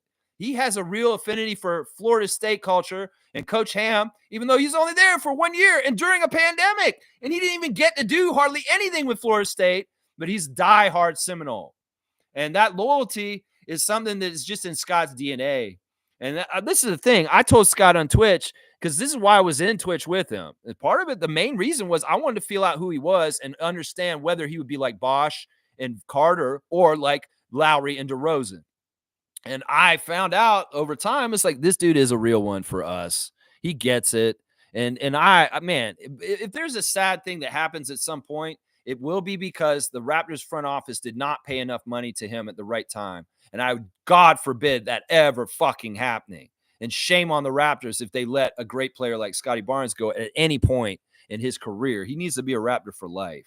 I'm sorry. So yeah, it's an interesting situation. And well, you can tell real from real. Real is real and genuine is genuine. And guys that are kind of and just kind of here to get paychecks and kind of hang out, you can feel their energy like that too. You can feel that energy. It's nothing like RJ Barrett's energy for playing for the Raptors. That's for sure. That's right. Nako's saying, I remember Bosch doing some broadcasting during the chip. He came in and did some broadcasting during the chip. I don't remember that. Name is saying, I would also like a center or power forward drafted this year. Yes. I'm with you on that. Trevor's saying Spurs give up that pick from Raptors for Yak. I guess that pick doesn't have much value to Spurs. This is true. They drafted Rob Dillingham in that pick, and they traded him to the Timberwolves already. So it's like, come on, everybody. You guys make such a big deal out of everything. Some ways, once again, I'm going to say this. No matter what the Raptors do, there's certain people out there who are going to spin it in a negative way and try and make us look bad. And there's two sides to it. There's good and bad in that thing that happened with the Pirtle protected pick. And, they're not going to talk about the good stuff, certain people, because they want to point out all the failures of the Raptors. And it's the people who produced the Raptors Delight that are doing this shit. Honestly, I'm going to say that right now. Yeah. Let's keep going. Nako's saying, I think you said Ryan was slow. JoJo is probably who I'm eyeing for in the second round. Yeah, I do think I remember Kalkbrenner being a little bit too slow with his foot speed. I think that's right. Name was saying, by the way, it's not pronounced Gala. It's Gala. Gala. Well, I'm going to say this right now. Growing up in the South, in Tallahassee, Florida, as a Southern Canadian, I don't pronounce A's the same way as Canadians up here. In fact, it drives me nuts sometimes. And it's not anybody's fault. Neither people are wrong. There's linguistics around the world. The people in Britain pronounce everything crazy. Like aluminium. Like, what the fuck? It's aluminum, motherfucker. Aluminium. Motherfucker just trying to be extra half the time. And well, there are a couple of areas where I do A's different than normal Canadians, partly because I grew up in the South. And in Florida, the A's are not exactly the same up here. And one of them was Davion Mitchell. I originally called him Davion Mitchell because down south, Davion would be Davion. And it wasn't exactly right. It was Davion. So in some ways, there's going to be a little bit of the vowel A is going to be weird with me sometimes. And I say gala because that's what we say it down there. But you're going to say gala. That's not the word for me and where I grew up. No. And I mean, this is a regional difference. Just like down there, it's not a pop. It's a Coke. Let's see. Name is saying, did you know that Teletubby characters are based on different children in an insane asylum? No. That's weird, man. All right. I'll give you a dunk. That is a very strange comment. That is one of the strangest comments I've ever had on the show, I think. 21 points, 7 dunks for Nameless. I did not know this. There's a kid named Poe sitting somewhere in a padded cell. What the hell is going on here, man? Real people that once existed. This is crazy. Wayne's saying that NBA News farts at it again. They're spreading the word that the Lakers want RJ. They never stop, offering $107 million. Not much details after that. They're just gaslighting. Well, once again, I'm going to say this. Just like people are saying that Klay Thompson is requesting a trade from Dallas. Well, how the fuck is he going to get traded when you can't trade anybody right now? It's trade-off season. So all trade speculation and talk is bullshit. And it should be ignored. And it should be thrown in the rubbish bin. Because this isn't even the time of year where any of this has legs. If there was trades possible to happen right now, I'd listen to it maybe. But no, that's why this is just bullshit. This is probably just manufactured shit by a Laker fan that sees what RJ's doing. And they're like, man, the Lakers, we could really use RJ Barrett on our team. Some bullshit like that. So, yeah, it's not trade season. So any kind of trade rumors, even Klay Thompson saying he wants to get traded by Dallas, I don't believe that shit because nobody can get traded. It could very well be Klay Thompson's pissed. and that coming to the Mavericks this year has been a total bust and stupid thing for his career. I get it. It looks real bad at this point with Luka gone, Kyrie out, and AD out too, and Klay Thompson. Yeah, I can get why that. We're going to play them again still before the end of the season. We'll get to see the Mavericks. It'll be fun, and we're going to see the Mavericks at a real shambles place. And once again, another team we have no business losing to.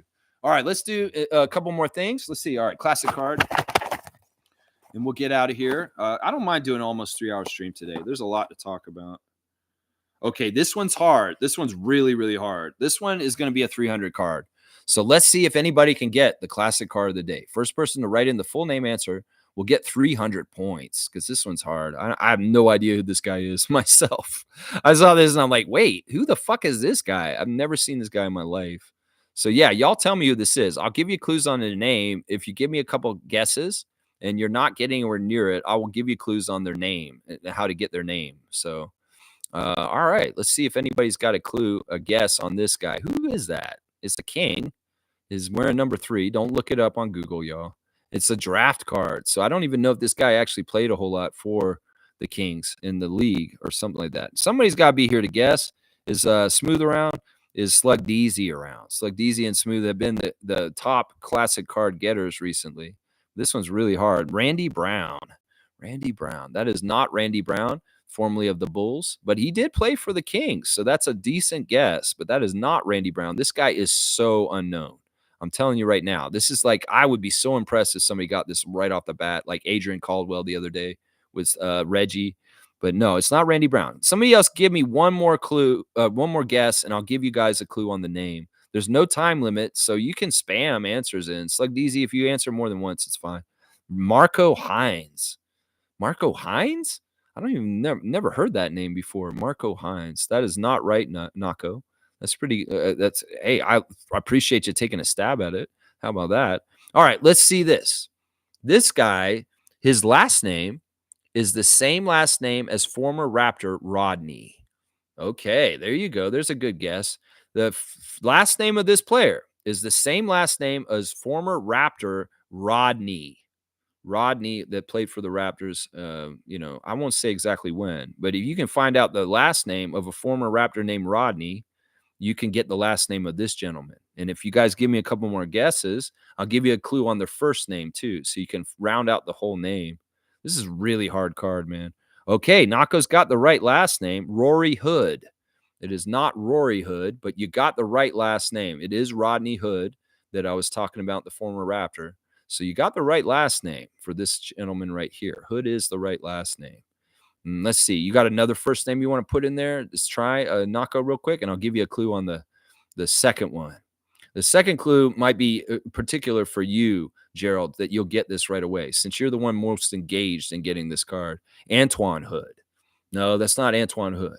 The first name of this player is the same first name as my best friend Roots. If you know my friend Roots, and Gerald should know this better than anybody else. If you know my friend that I've gone to basketball games with, that I used to work with at the Air Canada Center, running the sub stand at 112 in the bottom floor level of the Raptors arena, Steve Hood is right. That's right. It is Steve Hood. Good job, Nako. He got that one because he knows my friend Stevie Roots. That's right. Steve Hood is the right answer. You're just behind Kareem. Sorry, buddy. Nice try to try and get in there, but you didn't make it. Steve Hood. Does anybody remember Steve Hood? I do not remember Steve Hood, but apparently he did play a few years. Those are his college stats. Those aren't even his. He didn't play hardly then. That's at Maryland and James Madison college stats. This is his draft card. Who knows if he even got to play hardly at all in the NBA. That's why. So Nako, you're going to get 300 points. Thank you for your effort in trying to get the classic card today, because that one was a little bit tough. We went from Joe Dumars yesterday to Steve Hood today. Very difficult. And, that was a specialized clue for Nako to get, the Stevie Roots clue. So 300 points to Nako going to his trivia score for getting the classic card today. Good job. All right, let's do the rundown and get out of here. Real quick, Raptors Reddit, let's see what y'all are saying. They were really happy that Jose Calderon was in the game last night. It made me very happy too. Jose's just such a personable guy. His energy is just beautiful, and he's just like a good role model and leader for this world. If this world could be more like Jose Calderon, it'd be a better place. Let's just put it that way. I'm going to say that. Let's just put it that way. Let's see. Let's see. Yeah, I don't like that one. Raptors Reddit being a little bit of idiots about tanking on there. I don't even want to talk about that. Yeah, we'll skip the rest of Raptors Reddit. They're kind of being out of pocket with the tanking talk in some ways on there right now. All right, let's go back through things. The injuries for tonight's game with Washington Wizards. Jacoby Walter has, let's see if there's an update. Actually, go to Blue Skies and let's just see if Blake Murphy has an update for us right now. Let's see if there's any kind of update about the Raptors. Nope, there's nothing there. All right, so I'll just do the rundown. Jacoby Walter is likely to be out tonight, guys, due to his quad contusion. Jakob Poeltl and RJ Barrett will be back in action tonight. They only had a rest game last night, the first game of the back-to-back. Chris Boucher is day-to-day due to his wisdom teeth extraction. Could very well be Chris is back tonight. We'll have to see. Emmanuel Quickley will rest tonight in the inverse to Jakob and RJ, so he will be sitting tonight. Ochai Abaji's out for sure. Jonathan Mobo's out for sure. Brandon Ingram is out for sure. Grady Dick is out for sure. And Ulrich Shamshe is out for sure. I'm projecting that the Raptors starting lineup will be Jamal Shed, AJ Lawson, RJ Barrett, Scotty Barnes, and Jakob Poeltl. Yes, on the other side of things, the Wizards do have a few injuries and a few players that will not be playing today for sure. Rashawn Holmes is questionable. Colby Jones is out. Jordan Poole is questionable. Malcolm Brogdon is out. And Sadiq Bey is out. So I'm guessing that the starters for the Wizards will be Bub Carrington, Bilal Coulibaly, Chris Middleton, Keyshawn George, and Alex Sarr. There you go. The referees for the game tonight against the Wizards, Josh Tiven, the crew chief, favors the Raptors. CJ Washington, the referee, favors the Wizards. And Derek Richardson, the umpire, favors the Raptors. So we have a couple of good refs, and then CJ Washington. My stars of the game for the Raptors game against the Jazz last night, a victory. 5 stars: Emmanuel Quickley, Scotty Barnes, Jamison Battle, Jacoby Walter, and Jared Rhoden. My 3 stars in the loss to the College Park Skyhawks for the 905, Eugene Omeroy with his career high points of 39, Charlie Brown Jr., and Quincy Guerriere were my 3 stars for the 905. All right, that's about it, guys. There's no birthdays today, unfortunately. I appreciate everybody for joining me for about 2 hours plus and on the stream today. If y'all have a fantasy team, go ahead and get it set up and make sure you're in that action. I see that Nako's got the 8th spot in the playoffs just ahead of Fiercey. So Fiercey, you got to get on it to get your playoff spot back from Nako the Nacho right now. Yeah, Stillman's saying, have a good day, Raptor Freak family. Let's blow out the Wizards plus a Bulls loss to Miami. Yeah, in some ways, if we're going to go that direction, well, we got a lot of chance too, because we're playing a lot of the teams that are in between us in the play-in right now. Between us are the Brooklyn Nets, the Philadelphia 76ers, and we will play these teams multiple times before the end of the season.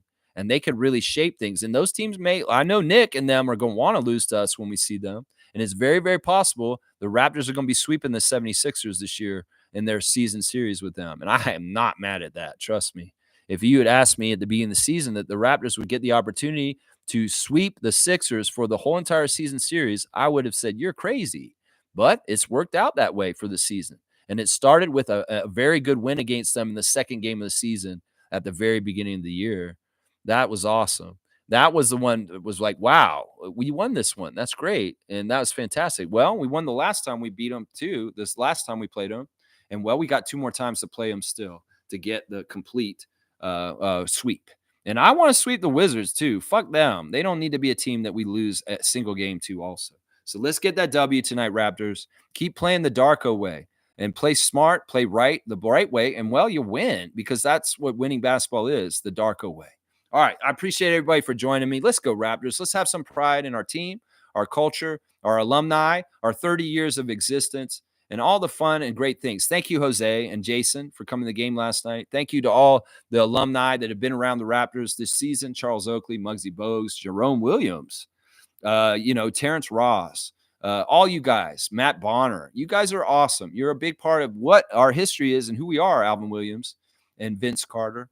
And I appreciate you guys for making the effort to be around our team, unlike some of the people we've also talked on the stream today. Let's go Raptors. Let's go 905. Let's go Tempo. And let's go Team Canada basketball. And let's go Canada. How about that? All right. I'll see you guys tomorrow with the reaction for the game today. And also, I think 905 play tomorrow too. So we're going to have another game tomorrow to watch. There's no rest for us. There's constantly basketball. Lots coming fast and furious at us right now. I wouldn't have it any other way. And I'll be sad if we don't get to watch basketball for some fucked up reason anytime in the near future. That would be really messed up. So let's hope that the NBA can continue to play and that goodwill between men and sanity prevails over greedy ass, inhuman fuck faces. Let's just put it that way. All right, let's go Raptors. I'll see y'all tomorrow.